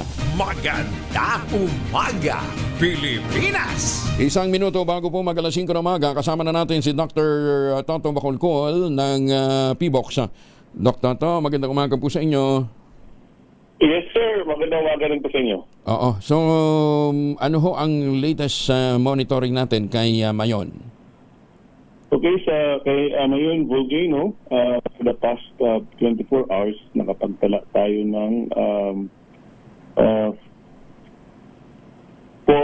pyroclastic density currents, nakapagtala din ng 5 volcanic earthquakes, and yung ongoing ang kanyang effusive activity tulad ng lava flow, rock falls, at again, paminsan-minsan katulad ng Sabado. So, kapag may PDC tayo, pwede itong magdulot ng ash plume at the same time ashfall. Pero right now, nasa alert level 3 pa rin ang Mayon Volcano. Pero Doc, as we speak, wala nang ashfall? Meron pa rin? Wala na. Nag-settle na yun nung Sabado. Okay. So pero ano pa rin? Bumaba na lahat? Kapag may mas malakas pa na PDC ulit, pwede magkaroon ulit ng ashfall. Okay. So far ngayon wala? So far wala. Okay. Yung mga naibuga nung Sabado, nag-settle na, although nasa lupa pa rin yun kapag siguro kapag dry, kapag hangin, pwede ulit na matangay na masuspend. Yes, pwede tayong tangayin. Okay. Pero sa may bandang Ginubatan, wala na. Hindi na siya. Wala na. Ang meron tayong basically yung 3 lugar, Ginubatan, Kamalig at saka Ligaw. So sa Kamalig yung kapal. Sa Ligaw naman, traces na lamang. Mga gano'ng kakapal yung ibinugang nito sa ground, Director? In some places, umabot ng 2 inches. Uy, makapal din ha? Makapal din ha? Yun yung report sa atin ng yung RDMC. Oo. Gano'ng kalaki ang nag-collapse na dome? Sa bahagi ng kanya wala pa tayong hindi naman dome nag-collapse, walang dome collapse. Wala nang dome yung Mayon. Pero nung ang nag-collapse yung lava flow na nasa upper slope. Yung tumigas. Yes, pero continuous pa rin kasi yung lava effusion natin, so naging unstable, yung bumagsak.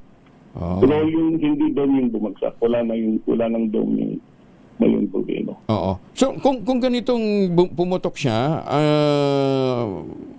ibig ba sabihin ito going to rest na siya? Hindi pa? Hindi, kasi yung pagputok niya is continuous pa rin yan. Same activity pa rin since noong January, effusive eruption. Ang nangyari lang is bumagsak yung na-deposit yung lava flow na nasa upper slope. So, bumagsak lang siya. So, ano yun? Hindi unstable kasi. Nung bumagsak sa loob siya bumagsak o sa labas?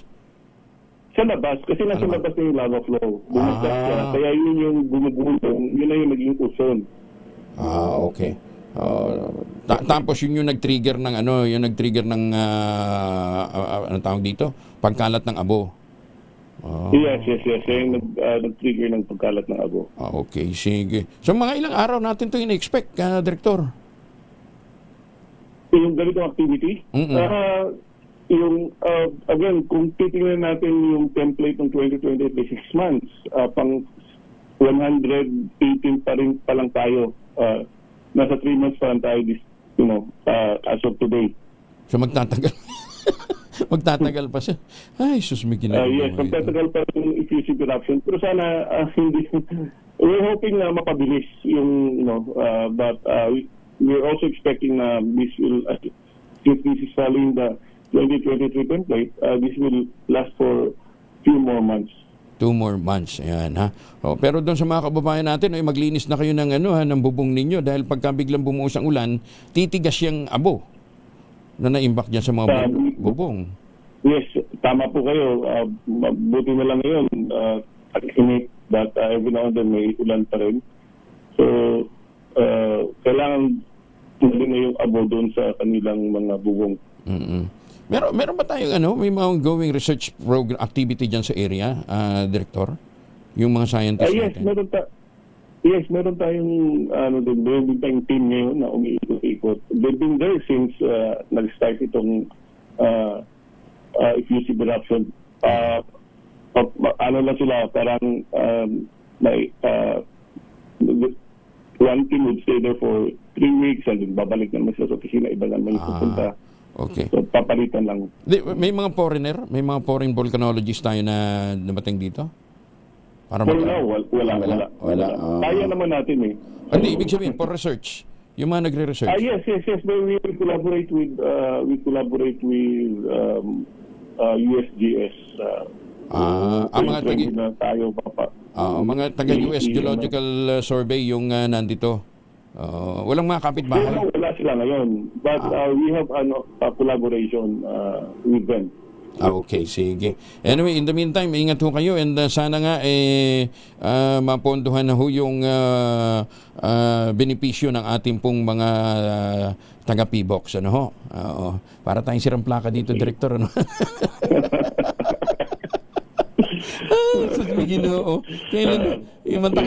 Mantakin ninyo, sinusubo natin yung ating mga scientist, yung ating mga nagtatrabaho sa PBOX.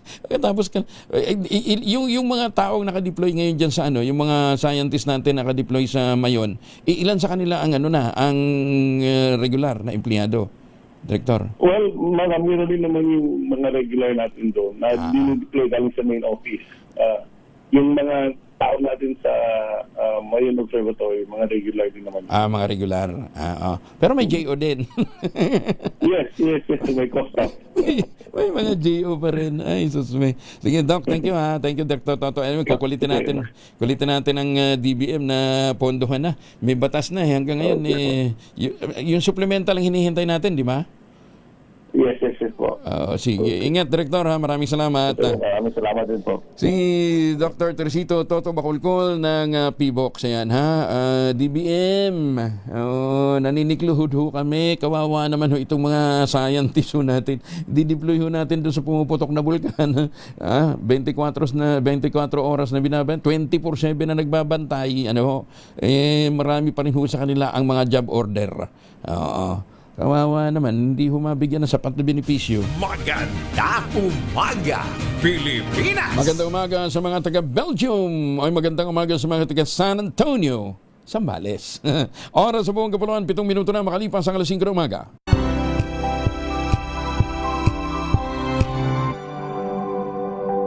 Sa loob ng 86 na taon, DZRH ang naging kaagapay ng mga Pilipino sa balita, sa serbisyo at sa bawat kwento. 86 na taon ng tiwala at sa mga darating pang taon, mas pinalakas at mas pinagtibay para sa Pilipino. DZRH, una sa Pilipinas, una sa Pilipino. Serbisyong tapat sa'yo, DZRH.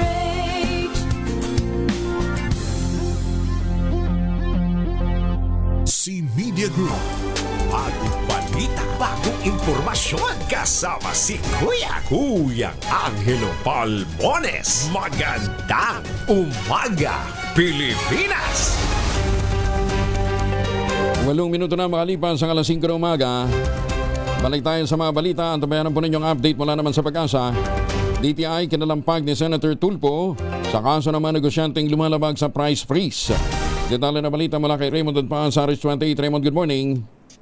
Pinakikilos ni Senador Erwin Tulfo ang Department of Trade and Industry o DTI laban sa mga mapang-abusong negosyante na lumalabag sa umiiral na price freeze hanggang Mayo 10. Sabi ni Tulfo, marami sa mga negosyante ang kampanteng magtaas ng kanilang presyo kahit may price freeze dahil sa paniniwalang hindi sila abot ng monitoring ng gobyerno. Dahil dito'y dihado na naman ang mga mamimili na pilit pinagkakasya ang budget ngayon na may oil crisis at apektado ang lahat ng presyo ng bilihin. Hinamon nito ang DTI na huwag lang umasa sa mga sinusumiting report at magsagawa ng ground inspection upang makita ang aktual na kalagayan sa baba. Kahit nagbibigay ng ayuda ang gobyerno kung hinayaan naman na may manipulasyon sa mga presyo ng bilihin ay nawawalan din ito ng saysay. Para kay Tulfo, ang mga lumalabag sa price freeze ay dapat maparusahan, pagmultahin at ikulong depende sa bigat ng kanilang pagkakasala.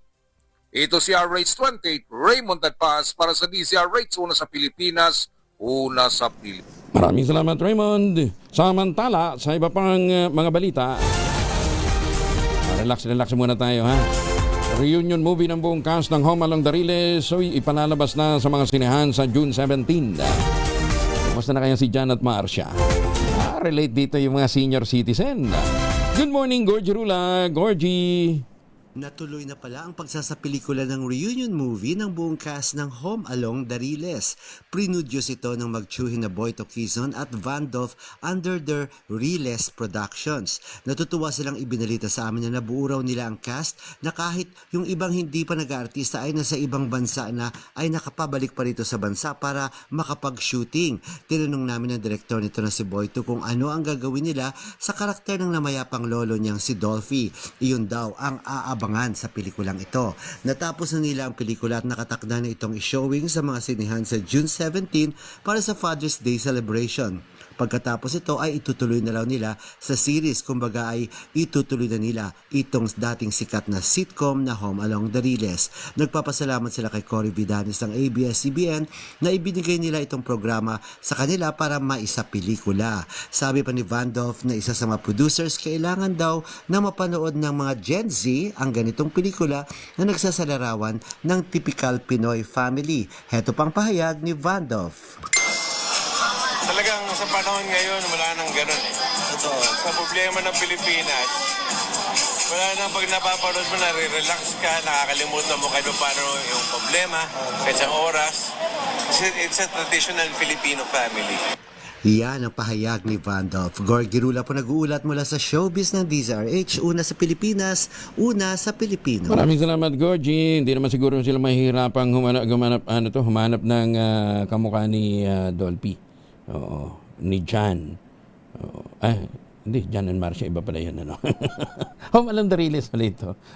Yan, Hindi sila mahirapan kasi, bumay pa ba si Nova Villa?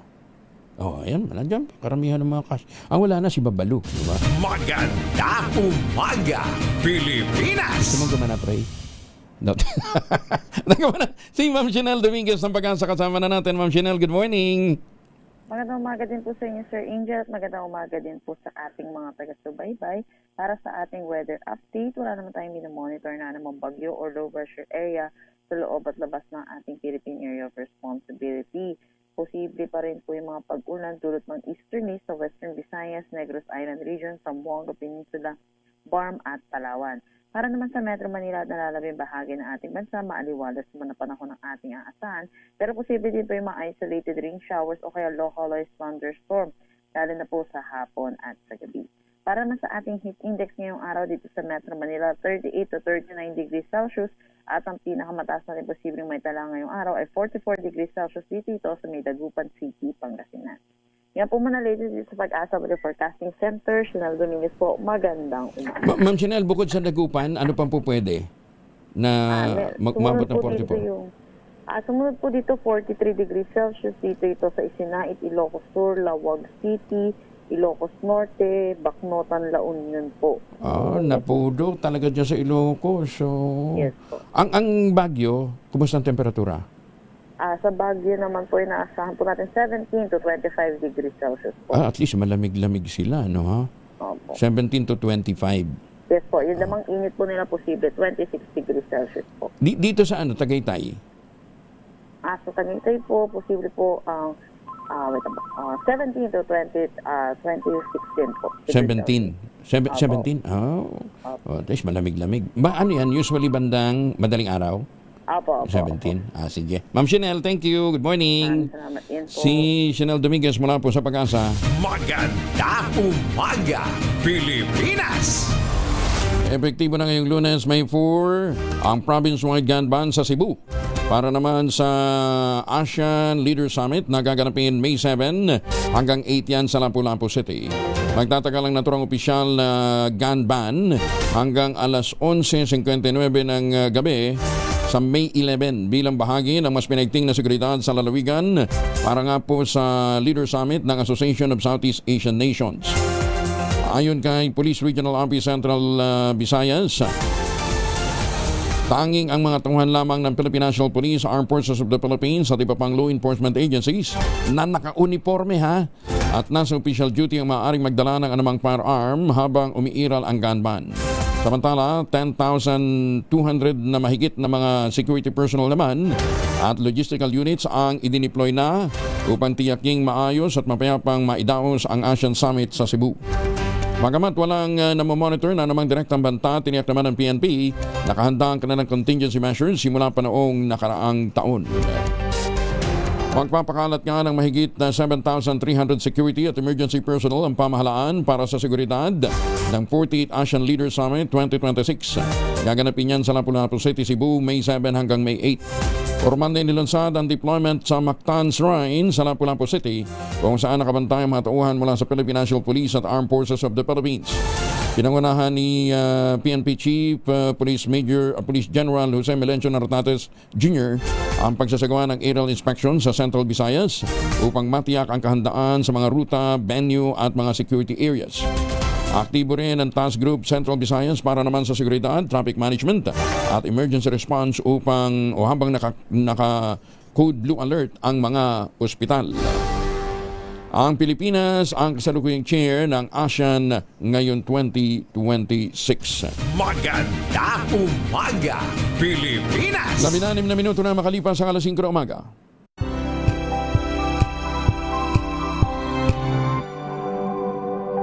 Tinesting, sinuri, siniyasan. Ang resulta? Super effective ang Shield sa pagpatay ng bakterya at virus. Shield Antibacterial Soap. Believe ang mga eksperto sa Philippine Nurses Association. At si Mami. Tiwala ako sa Shield. Shield Antibacterial Soap. Napatunayang mabisa. Ang mga nurse, tiwala. ACS. Tanggaling-galing mo. Smart dishwashing paste ko. Pritong ulam na masebo, plato ng kaldero. Tanggaling for everyday. Ganyan pag smart ang dishwashing paste. May double tanggaling formula. Tanggal ang sebo, tanggal ang bakterya. Bahit para walang bahit, linis fantastic sa metal at plastic. Number 1 ko to. Tanggaling-galing mo. Smart dishwashing paste. ACS. Sa lahat ng bagay, simula pa lang, siguraduhing max protection na. Kasi pag kulang ang proteksyon, baka madaling masira. Sa ngipin, dapat may max protection din. Max sa alaga ng Unique Toothpaste. With Max Protect Formula, help stop cavities before they start, while keeping breath fresh. Try Unique Maximum Fluoride Protection. Para max sa alaga, max protektado. ACS. Wow, ang saya. Isang barangay na labada, puro mancha pa. Goodbye, pahinga. Mommy, isang laba lang yan sa Pride Bar Blue. May powerful stain-away enzymes na malupit sa dunit mancha. At di masakit sa kamay. Isang laba lang yan. Hello, pahinga! Hello, pride, more blue. ACS. Galalala, Falcon. Galalala, Falcon. Ang bango ng sampayan, tara na magsayawan! Calefabcon, amoy nakaka-joyful. Galalala, Falcon. Galalala, Falcon. Ang bango ng sampayan, tara na magsayawan! Calefabcon, amoy nakaka-joyful.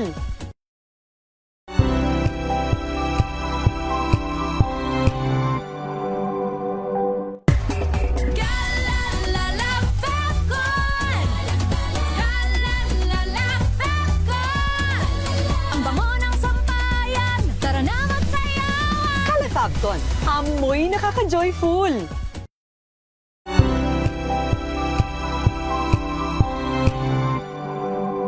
Tumunog na ang gandingan para sa kalikasan. Ang itinanghal bilang Best AM Radio Program Host ay si Cesar Chavez para sa special on Saturday ng DZRH.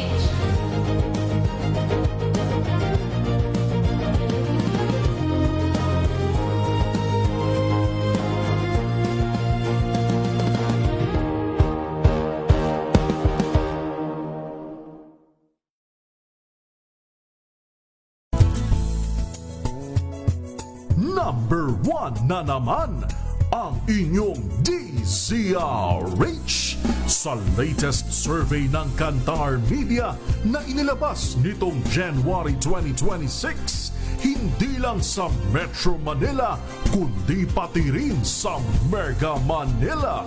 Patunay na DZRH lang ang inyong tunay at totoong pinagkakatiwalaan. Taos-puso po kaming nagpapasalamat. Si Kuyang Angelo Palmones. Magandang umaga, Pilipinas! Type 20 ang oras sa buong kapuluan. Inaasahang pagbubotohan na ngayong Lunes, May 4 sa plenaryo ng Kamara ang impeachment complaint laban kay Vice President Sara Duterte. Bago ito, pagtatibayin muna ng House Committee on Justice ngayong araw ang ulit nito na nagre-rekomendang ipadala na ang articles of impeachment sa Senado kung saan lilitisin si Vice President Sara. Kasabay ng pagkapurupa sa report, pagtitibayin din ng panel ang kaukulang resolusyon at ang articles of impeachment bago ito formal na isumite sa plenaryo para sa deliberasyon ng buong kapulungan. Matapos may padala sa plenaryo, pagbubutohan na ito, ang kinakailangang makuha ay hindi bababa sa 1/3 o 106 votes mula sa lahat ng miyembro ng Kamara upang opisyal na maipadala ang articles of impeachment sa Senado. Matatandang bumoto ang komite ng 53 to 53 unanimous. Walang bumotong kontra upang ideklarang may sapat na batayan ang dalawang impeachment complaint laban kay Vice President Inday Sara Duterte. Posibleng sa Hunyo pa makapagsimula ang Senado para naman sa impeachment trial laban kay Vice President Sara Duterte. Paliwanag ni Senate President Vicente Soto III, may mga legal na proseso kasing dapat sundin na magpapatagal sa pagsisimula ng trial ng hanggang 3 linggo. Dahil dito hindi niya agad na makapagkukonbine ng Senado bilang impeachment court oras na maisumite ng Kamara ang articles of impeachment. Kabilang sa mga prosesong kailangan daanan ang paglalabas ng summons o pagpatawag sa Vice Presidente, paghihintay sa sagot ng kampo ng Vice at pagsasagawa ng preliminary conference para mapagkasunduan ang mga ebidensya at mga testigo. Dahil ng nasabing proseso na maiwasan ang nangyari sa impeachment ni dating Chief Justice Renato Corona noong 2012 kung saan nagkaroon ng kalituhan dahil sa biglaang mga testigo o mga surprise witnesses. Inamin naman ang senador na maaaring kumaharap sa legal na hamon sa Korte Suprema ang impeachment proceedings. Ganyan man, naniniwala naman si Senator Ping Lacson na hanggat walang inilalabas na temporary restraining order o TRO ang Korte Suprema, tuloy ang paglilitis. Kumpiyansa naman si Bicol Saro Party List Representative Terry Ridon, hindi mahirapang makakuha ng 106 votes para lumusot sa plenaryo at maiakyat sa Senado ang impeachment case ni Vice President Saro Duterte. Ayon kay Ridon, naniniwala siyang matibay ang mga ebidensya laban sa Vice Presidente na presenta sa impeachment proceedings ng House Justice Committee. Kabilang na niya rito ang maling paggamit ng 448 million pesos na pondong pinasasauli ng Commission on Audit, hindi may paliwanag na yaman ang mag-asawang Duterte Carpio at pagbabanta ni BP Inday sa buhay ng Pangulong Bongbong Marcos Jr. Dit ni Ridon, inaasahang maitatransmit na sa Senado ang articles of impeachment laban kay BP Inday sa susunod na linggo. Ang probable cause, 53 votes na po yun. So ang kailangan lang naman po namin 106 votes to impeach and to send it to the Senate. So, tingin ko naman ho, that is a number that will not be difficult to surmount at makuha. So, sa dulo, we will let the members decide for themselves, based on conscience, based on the evidence presented. But I'm quite certain ho, kahit based na lang po on the evidence, on unexplained wealth, on the threat against the President, on confidential funds misuse, mamili na lang po sila doon sa kahit ano pong tatlong mga pillars po ng impeachment complaint. Tingin ko makukumbinsi ho sila. Nagbabala si nating Senador Richard Gordon sa mga senador na huwag nang ulitin na naging pagkakamali noong 2001 impeachment trial laban naman kay dating Pangulong Joseph Estrada na nagresulta ng EDSA 2. Ayon kay Gordon, nagkaroon ng EDSA 2 noon dahil hindi nasihan ng publiko nang hindi nabuksan ang envelope na naglalaman ng mga ebidensya laban kay Estrada. Kaag din ito, nagpaalala ang dating senador na mahalagang makinig sa ebidensya, isang tabi ang partisan loyalties, kakampi man o kalaban ng taong lilitisin. Ginit ni Gordon, dapat na ring tumigil ang ilang senador sa komentaryo sa posibleng impeachment trial laban kay BP Sara dahil sila'y tatayong mga hukom. Tingnan sa Senado yung impeachment, kailangan tingnan ninyo ang ebidensya at huwag niyong idaan sa partisan yung boto kapag panunood ang tao. Kaya kita nyo ang nangyari kay President Estrada nung araw.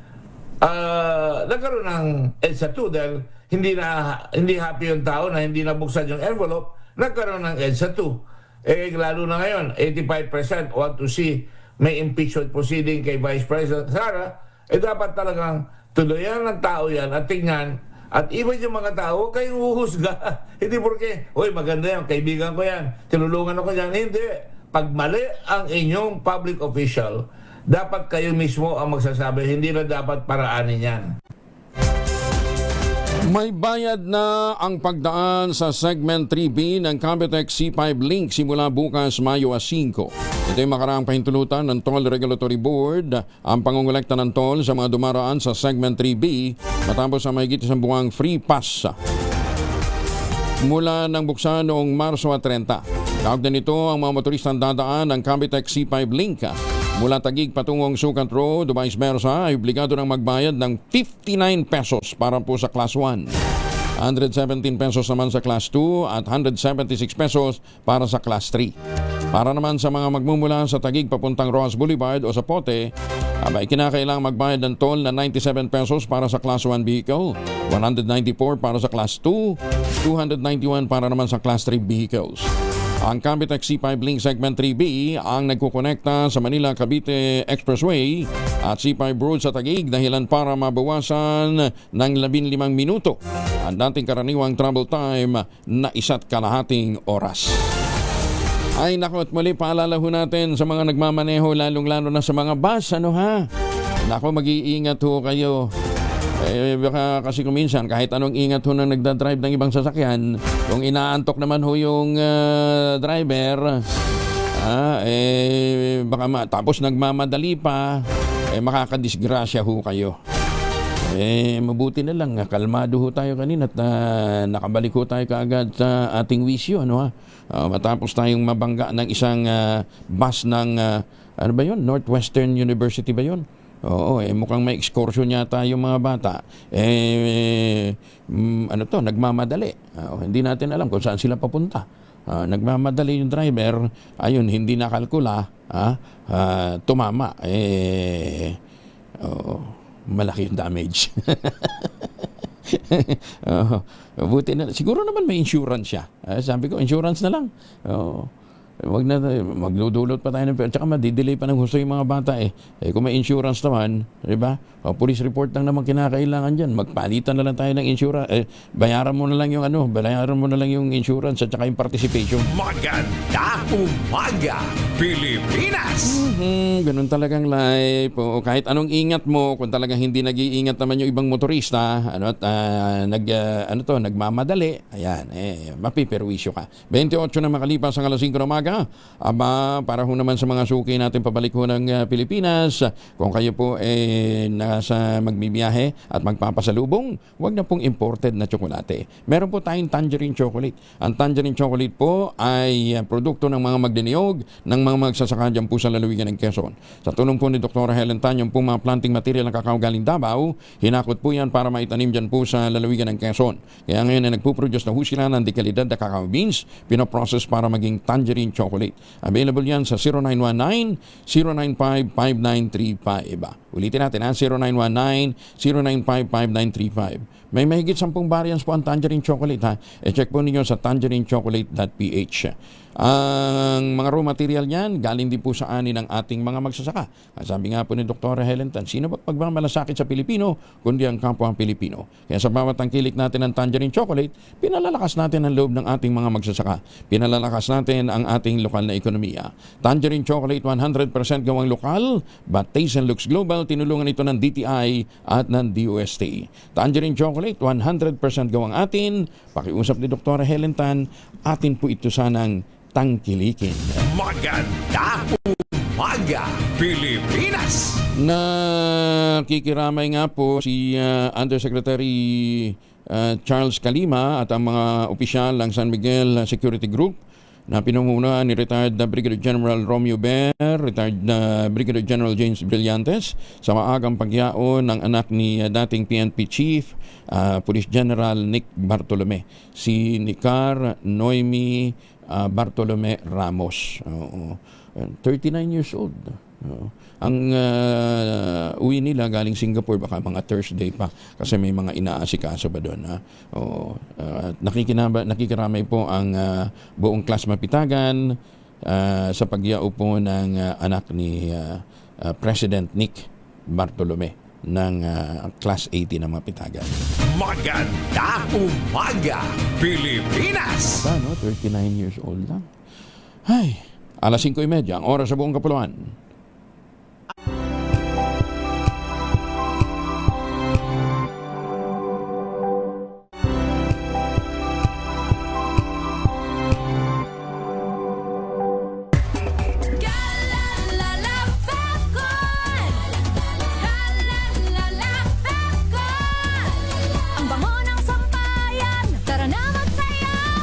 Fabcon, amoy nakaka-joyful!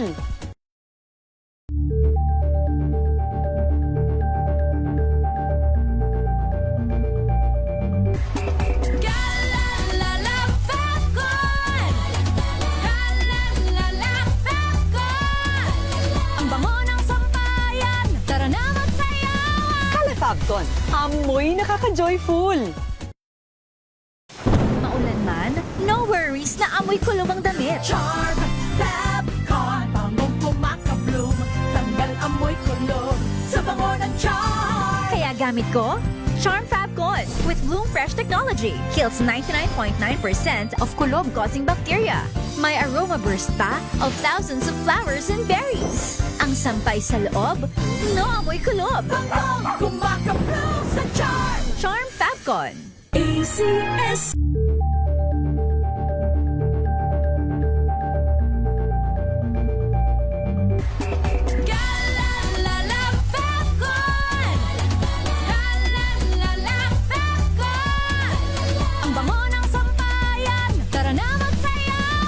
Fabcon, amoy nakaka-joyful!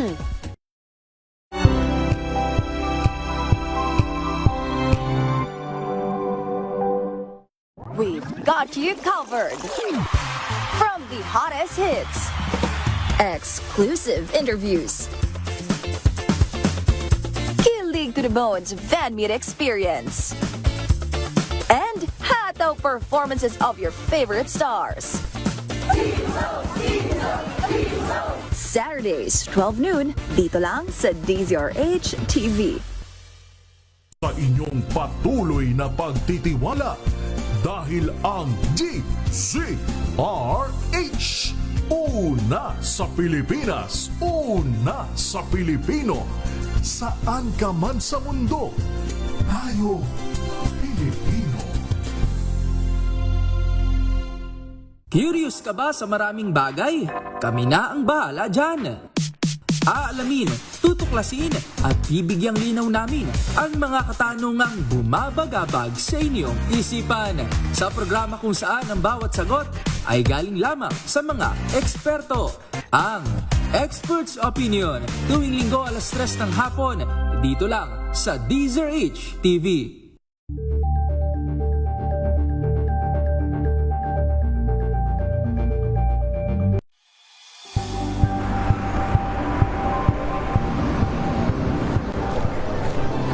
Ating mga eksperto dito lang sa Expert Opinion. Ito ang The Better News. TNDS. Trending and isang kwento, iba't ibang anggulo. Dito sa Point. Bawat pananagutan ating tatalakayin dito sa Hoy. Bawal yan.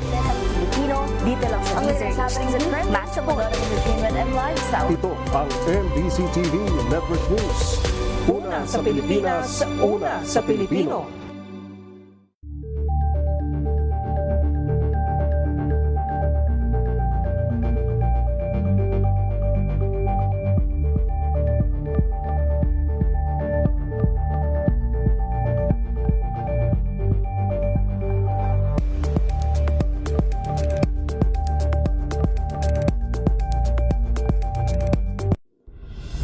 Tuloy-tuloy ang pagtulong, tuloy-tuloy ang pagseserbisyo at tuloy-tuloy ang balitaan kasama si May Binauhan sa Operation Tulong mula Lunes hanggang Biyernes.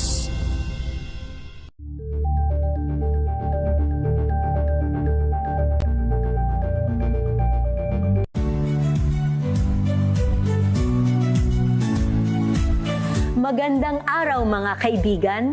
Ito po ang inyong balerina ng bayan, si Lisa Macuha Elizalde, na nag-aanyaya sa inyong samahan kami at ang aming mga espesyal na panauhin para sa kalahating oras ng masayang kwentuhan sa aming programang Art to Art, kung saan ang usapang sining at kultura ay para sa lahat. Huwag kaliligtaan, tuwing linggo, 3:30 ng hapon, dito lamang sa DZRH Radio, DZRH TV, at via online streaming.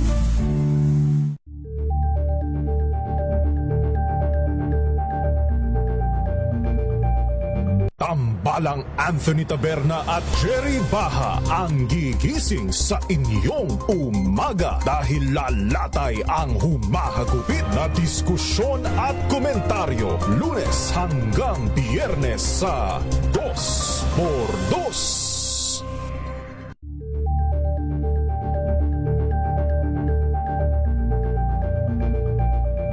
Alamin ang mga maiinit na isyung pambayan, mga balitang kailangan mong malaman, usapin sa pamahalaan, politika, ekonomiya at kabuhayan. Ito ang mga dapat mong malaman, pakialaman at pag-uusapan dahil kayo ang tinig ng mamamayan dito sa Damdaming Bayan. Live sa DZRH Radio, DZRH TV at DZRH Digital. Kasama sinalakay Day Umaga Pilipinas! 36 na makalipas ang 5 ng umaga. Ay, nananakit na ba inyong mga kasukasuan? Nagkakaringkel, sumihina na ba ang kalamnan? Epekto po yan ng pagtanda. Ipinakikilala ang Ultaplex, isang health drink mula po sa lumikha ng Ultabio backed by Japanese technology. Ang Ultaplex ay may HCG complex, hydrolyzed marine collagen para sa skin at joints, HMP pampalakas ng muscles, glucose green para naman sa ginhawa ng kasu-kasuan. Available in coffee with stevia and powdered drink mix. Kayang bawin ang galaw, sigla at ganda kahit kakilad na with proper diet and exercise. Hanapin lamang po ang Ultaplex sa Shopee, Lazada at ultabio.shop. Ang Ultaplex po ay hindi gamot at hindi pwedeng gamiting panggamot sa anumang uri ng sakit. If symptoms persist, consult your doctor. Tiniyak naman ni Philippine National Police Chief General Jose Melencio Nartates Jr. Habulin niya ang mga relihistang nanakit sa ilang tauhan ng PNP sa isinagawang Labor Day protest sa Maynila noong Biyernes. Ayon kay Nartates, pinabibilisan na niya ang pag-iimbestiga para matukoy ang mga suspect gamit ang lahat ng mga maaaring ebidensya gaya ng CCTV footage, body camera recording at videos na kumakalat sa social media. Git ni General Nartates, inihanda na rin nila ang kaukulang kasong kriminal na ihahain laban sa mga nanakit na mga demonstrador. Matatandang nagkaroon ng tensyon sa isinagawang protesta sa may Calao Avenue sa Maynila nang sapakin ng isang relihistang nakasuot ng face cover ang isang pulis na nakaduty sa lugar. Sa datos ng hanay, 7 pulis ang nasugatan sa Labor Day protest, bukod pa sa PNP personnel na nanakawan ng cellphone. Hindi ko naman maintindihan dito sa mga relihista. Ba't nyo kinakailangan maging violente katulad yan? Ano ha? Diba? Hindi ko naman kinakampihan agad ang mga pulis. Pero, hindi naman, kung walang provocation na gagawin kayo, hindi naman kikilos yung mga yan. Diba? Tsaka yung pangkunan po ninyo ng cellphone, nakawan pa ng cellphone, ibang usapan yan. Maganda umaga, Pilipinas! Nagbabala si Senator Aquilino Pimentel III na maaaring magdulot ng pagbabago sa lider ng Senado ang anumang pagtatangkang pigilan ang impeachment trial laban kay Vice President Sara Duterte. Reaksyon ito ng senador matapos kumalat ang mga impormasyon na may ilang senador ang nagtatangkang maghain ng motion upang pigilan ang impeachment trial. Ayon kay Pimentel, labag sa konstitusyon ang pagpigil sa paglilitis dahil obligadong ituloy ng Senado ang trial forthwith kapag naipasa na ang articles of impeachment. Sinabi rin ng senador na kung susuportahan ng mayorya ng mga senador ang ganitong hakbang, maaaring magdulot ito ng tensyon sa liderato ni Senate President Vicente Soto III.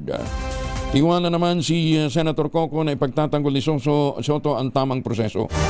Pinayuhan din niya ang mga senador na kumonsulta sa mga eksperto sa batas, ibatay ang kanilang desisyon sa ebidensya at konsensya at hindi sa politika. Maganda umaga, Pilipinas!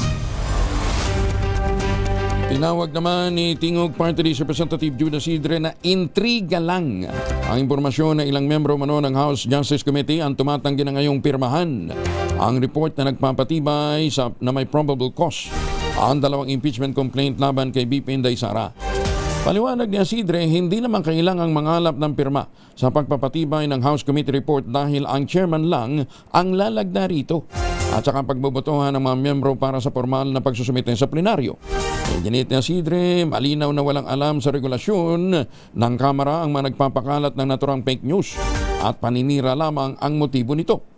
Sa practice ho ng mababang kapulungan, ang pumipirma lang ho ng committee report ay ang chairman ng komite at kasama po yung committee secretary, at ang nangyayari lang ho, bumoboto lang ho kami to approve the committee report. So hindi po totoo na kailangan may co-author dun sa committee report. I think itong naggumawa ng kwentong ito wala akong alam o hindi ho masyadong updated sa proseso ng ginagawa ng mga committee sa House. Samantala, dakuan muna natin ang Kamaling Albay. Nasa evacuation center ngayon si Ruel Saldico. RH18, Ruel, kumusta ka dyan? Ruel, Diyos marahenga aga. Nawawala ang signal ni Ruel. Try natin ulit. Ruel? Yes, Kuya Angel. Dito tayo ngayon sa may bahagi ng Anuling Evacuation Center na kung saan nga ay makikita natin ang bulkan mayon sa mga oras na ito. At kinumusta natin ang ating mga kababayan dito sa mga evacuation center. At nakita natin talagang kahapon lang yung iba ay dinala dito ang ating mga kababayan.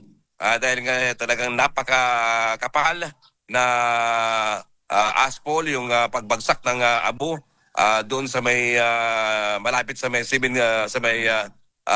kilometro na danger zone. At sitwasyon natin ngayon dito mga kababayan at Kuya Angel, ito yung makikita natin mga evacuation center. At dito sila ngayon, ang pansamantala na muna, makikita yung ating mga kababayan. At nakita natin dito ngayon si Nanay. Nanay, kumusta? Kumusta po? Kayo po ay barangay, health worker. Opo. Kumusta po? Yung nasaksihan niyo pong doon, yung pagbagsak ng abo nung isang araw. Ano sir, yung abo talaga sir, yung talagang hindi namin, kahit kami yung magkaharap-harap kami, hindi kami nagpangitaan, saka tumawag na ako kay Kap na rescue kami doon sa kahit ayaw ni Mayor isilikas yung mga nasa 7 kilometers, pero ginawa naman ang paraan ni Kap na likas yung mga nasa 7 kilometers po. Kasi yung mga bata, trumang-truma na nagsisiiyakan na, nagsisigawan na yung mga tao doon. Kasi hindi namin alam kung yung mga anak ko nga sir, hindi ko na alam kung saan ko nahahanapin. Yung iba pala, buti, kumaba na ng salugan. Inilikas na nila yung sarili nila. Kanya-kanya na lang kung likas yung mga anak ko. Kasi may pinuntahan akong isang anak ko na sa baba na sa buntis, may 2 anak na mali. Pumunta ako doon. Kasi inaalaala ko, doon ako inabutan ng dilim. Okay. Yung parang nakita niyo yung yung pagbagsak niya, madilim na sa paligid niyo. Opo, madilim na. Tsaka yung talagang yung dumilim na, hindi ko na nga nakita yung anak kong buntis. Buti nakapasok na siya sa bahay, nagsarado na. Tapos hindi ko na alam kung ang ginawa ko na lang, tumawag ako kay Kap. Pa-rescue kami tapos sabi ni Kap, pag naghupa yung dilim, pupunta yung rescue dyan, kaya handa kayo kasi kukunin namin kayo. Opo. Kahapon, nag-meeting dito si Mayor, sabi ni Mayor, yung parang hindi namin kayang kaya ngayon, uwi na lang kami kaming mag-anak, uwi na lang kami. Aalis din sila dyan sa evacuation center, Ruel. Nay, uuwi na rin kayo ngayon? Opo, sir. Okay, oo. Kumusta naman kayo dyan sa evacuation center? May pagkain naman? Opo, may binigay na food pack po kahapon si Mayor. Okay. Ngayong umaga, may budget pa? Ay, wala po. Wala pang dumarating? Okay. Pero ba't babalik na kayo? Okay na ba yung uuwian nyo? Okay na kayo yung mga bahay nyo? Sabi nga, in-advisean nga kami dito kahapon, nagpaalam ako, sabi sa amin, wag na anya muna kayong umuwi kasi yung amoy, yung hindi kaya ng mga bata, kasi may mga baby po. Hindi kaya ng yung amoy ng mga bata doon kasi makapal pa yung abo, tsaka kapag nahangin, nagsisibagsakan yung abo. Lilis pa. Oo. Tapos, sabi namin, uwi na lang kami kasi yung parang sinasabi ni Mayor na hindi naman kami pinapa-evacuate yung 7 kilometers, bakit daw yung parang naandito kami? Ay? Sabi namin, nagpa-rescue kami kay Kap. Oo. Bakit naman ganun? Kung talagang hindi naman okay. Siguro Roel, paki-follow up mo mamaya kay Mayor. Sabi nga namin, kung sila lang ang nandoon. Oo. Sa sitwasyon. Oo. Bakit nga? Kaya nga, Roel, pakipala mamaya kay Mayor. Ba't naman, hayaan mo silang magpasya. Kung talaga namang delikado pa para sa mga bata, di ba? Ba't mo naman pepersahing kung sa delikado po, delikado po doon. Kasi yung amoy nga, baka magkasakit yung mamata, yung abo. Masama pa daw ang amoy doon sa taas. Oo. Sige. Roel, gaano ba kalayo yung barangay nila? Yung barangay Anuling? Halos sir, yung 6 kilometers, tapos 7 kilometers, hindi naman masyadong magkalayuan. Kalapit lang. Oo. Tsaka, siyempre, yung hangin naman, yung abo naman, hindi mo naman mapigilan. Hanggang dyan ka lang sa 7 kilometers, ha? Huwag ka nang pupunta dito sa amin, ha? Hindi naman po pwede ganun. Tangay ng hangin yun, eh. Sige, papalap natin kay Mayor, ha? Kasi kung hindi naman karamihan Roel, bakit naman natin pipigilan yung mga pamilya na gusto lang nilang maging safe yung kanilang mga mahal sa buhay? Yes, Kuya Jel. Sige. So si Nanay Marit, salamat po Nanay Marit, talagang ramdam natin ang kanyang hinaing at talagang kawawa naman sila. Hindi, tsaka dito sa ating sitwasyon. May ayuda Kuya naman. Angel, ano? May ayuda naman galing sa DSWD Central eh. Di ba? May ayuda naman na po. Yes, Kuya Angel. Pero sabi niya kanina, talagang emotional siya. Bakit daw ayaw silang palikasin? Dahil nga masama ang amoy sa paligid nila. Kahit sila ay nasa labas ng danger zone. So alamin natin kay Mayor mamaya ng Kamalig, kay Mayor Calibado kung talagang ang sitwasyon sa barangay Anuling, Kamalig, Albay. So yan natin sitwasyon, Kuya Angel. Mula dito sa barangay Anuling, sa bayan ng Kamalig, Dalawigan ng Albay, update sa ating pagtutok dito naman sa Bulkan Mayon. Ito si RH18 Roel Saldico, una sa Pilipinas, una sa Pilipino. Mabalos, Roel, NBI pumalag naman sa kritisistong tinatarget lamang ang makalaban ng administrasyon. Detalye na balita mula kay Giselle Ricoport, RH15. Giselle, good morning. Good morning, Kuyang Angel. Pumalag ang National Group Investigation sa kritisismo na ginagamit lamang ang ahensya para targetin umano yung mga kalaban ng administrasyon. Ayon kay NBI Director Attorney Melvin Matibag, mahigit 150 na yung matagumpay na operasyon ng kanyang liderato at nasa 2 o 3 lamang yung sinasabing kritik ng pamahalaan. Malian niyang sabihin na kalaban lamang ng gobyerno ang hinuhuli ng mga operatiba, lalo't maaari raw gamitin yung isiping ito ng mga kriminal para ipagtanggol yung illegal nilang gawain. Kasabay nito, idiniin ng direktor na hindi personal yung pag-aresto sa dating broadcast journalist na si Jason sa kamakailan. Ipinatupad lamang daw ng NBI ang kanilang trabaho na nakabatay sa inilabas na arrest warrant ng Pasay City Regional Trial Court. Kung may apilaman niya yung kampo ni Zonsa, maaari nila itong iapila sa pagbubukas ng korte ngayong araw. O narito pinalagaan ni Atty. Mark Tolentino ang not bailable na nagkasaad sa warrant ng kanyang kliyente kahit bailable naman yung mga asunto nito. Ito si Giselle Ricoport para sa DZRH, una sa Pilipinas, una sa Pilipino. Maraming salamat, Giselle. Alas 5:50 ang oras sa buong kapuluan.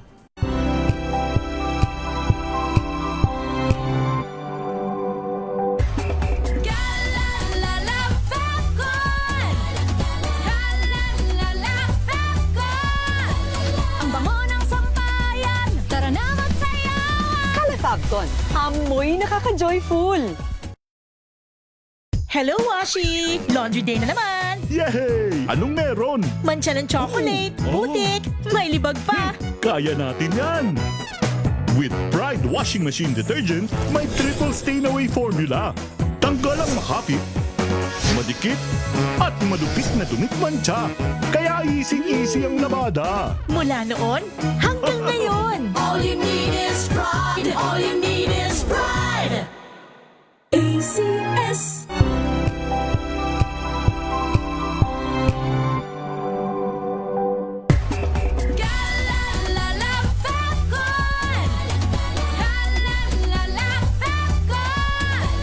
Ang bango ng sampayan, tara na magsayaw! Kala Fabcon, amoy nakaka-joyful.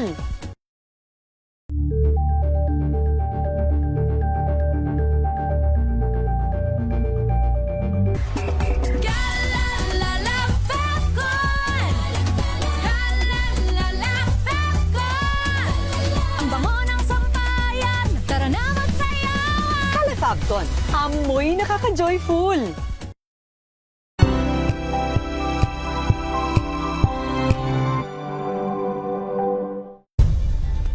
Nagsimula sa pangarap hanggang sa maabot ang tagumpay.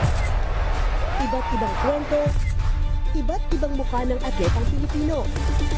Mas pinatindi, mas pinalakas, at mas pinaaksyon sa Match Point tuwing Sabado, 12:30 ng tanghali sa DZRH TV. Number 1 na naman ang inyong DZRH sa latest survey ng Kantar Media na inilabas nitong January 2026.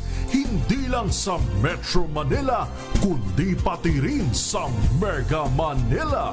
patunay na DZRH lang ang inyong tunay at totoong pinagkakatiwalaan.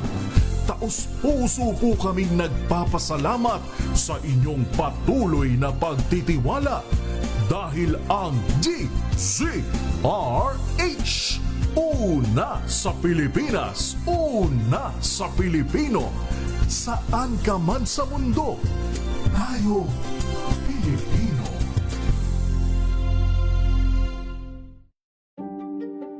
Buklatin ang mga pahina. Pakinggan ang boses ng lipunan. Tunghayan ang mga issue mula sa ibang katayuan. Nakakalungkot kasi deserve ba namin ng ganito? Na hindi nila alam kung ano talaga yung kanilang mga karapatan. Yung gobyerno, tinulungan nila yung kanilang magsasaka. Pinapatahimik tayong lahat using various laws. Through education, kayang-kaya nating baguhin yung ganitong klaseng pag-iisip. Isang kwento, iba't ibang anggulo. Dito, sa Point of View.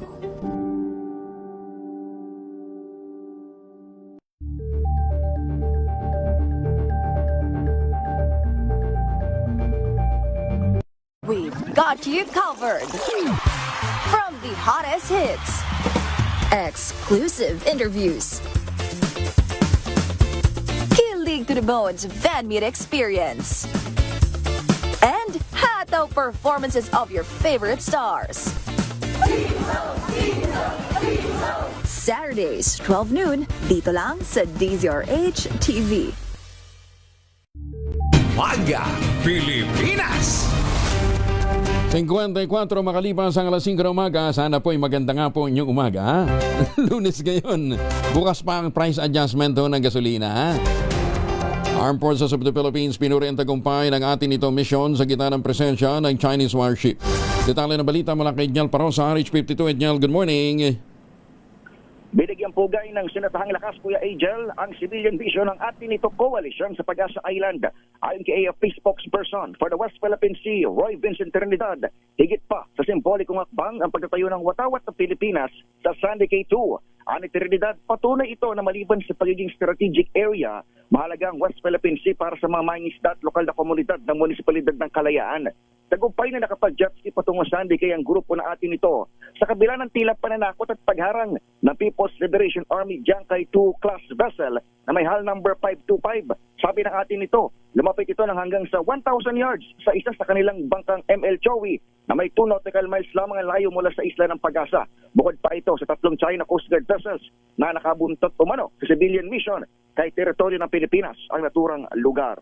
Ako si Edniel Parosa, DZRH. Una sa Pilipinas, una sa Pilipino. Maraming salamat, Edniel. Posibleng pumalo sa mahigit 5.6%. Ang inflation rate sa bansa para sa buwan ng Abril, mas mataas kumpara sa 4.1% na naitala noong Marso. Ayon kay Sara Tan, ekonomista mula sa Moody's Analytics, dulot ito ng price pressure o mas mataas na presyo ng pagkain, transportasyon, singil sa kuryente at paghina ng piso kontra dolyar. Yan man, pasok pa rin ito sa pagtayo ng Bangko Sentral ng Pilipinas na 5.6 hanggang 6.4% para sa buwan ng Abril. Paano po? Di susunod ng 2x2 sa Tang-ACS Balita. Kuya Angel po, si Angel Palmona, sa gigiwan sa inyo na isang magandang umaga. Magtanim ng kawayan para sa kalikasan at kabuhayan. Ayan, ha? At para sa una sa mga nagmamaneho, nasa mga lansangan, kulang kayo, ha? Para makaiwas ho sa disgrasya. Lalong-lalo na yung pagka medyo malalaki ho ang sasakyan na inyong minamaneho, huwag naman kayong bastos sa lansangan. Ano, ha? Sundin ho natin yung tamang traffic rules and regulation. Kung nagmamadali kayo at dahil inaantok na, itabi at magpahinga para hindi ho kayo makadisgrasya. Ang ating quote of the day ngayong araw na ito ay hango po mula sa French philosopher na si Jean-Paul Sartre. Ang sabi niya, it is not the power that corrupts, but fear. Fear of losing power corrupts. Tagal-tagal pa ng 28, ninenervyos na kayo. Maganda umaga, Pilipinas! 3 minuto bago mag-ACS na umaga.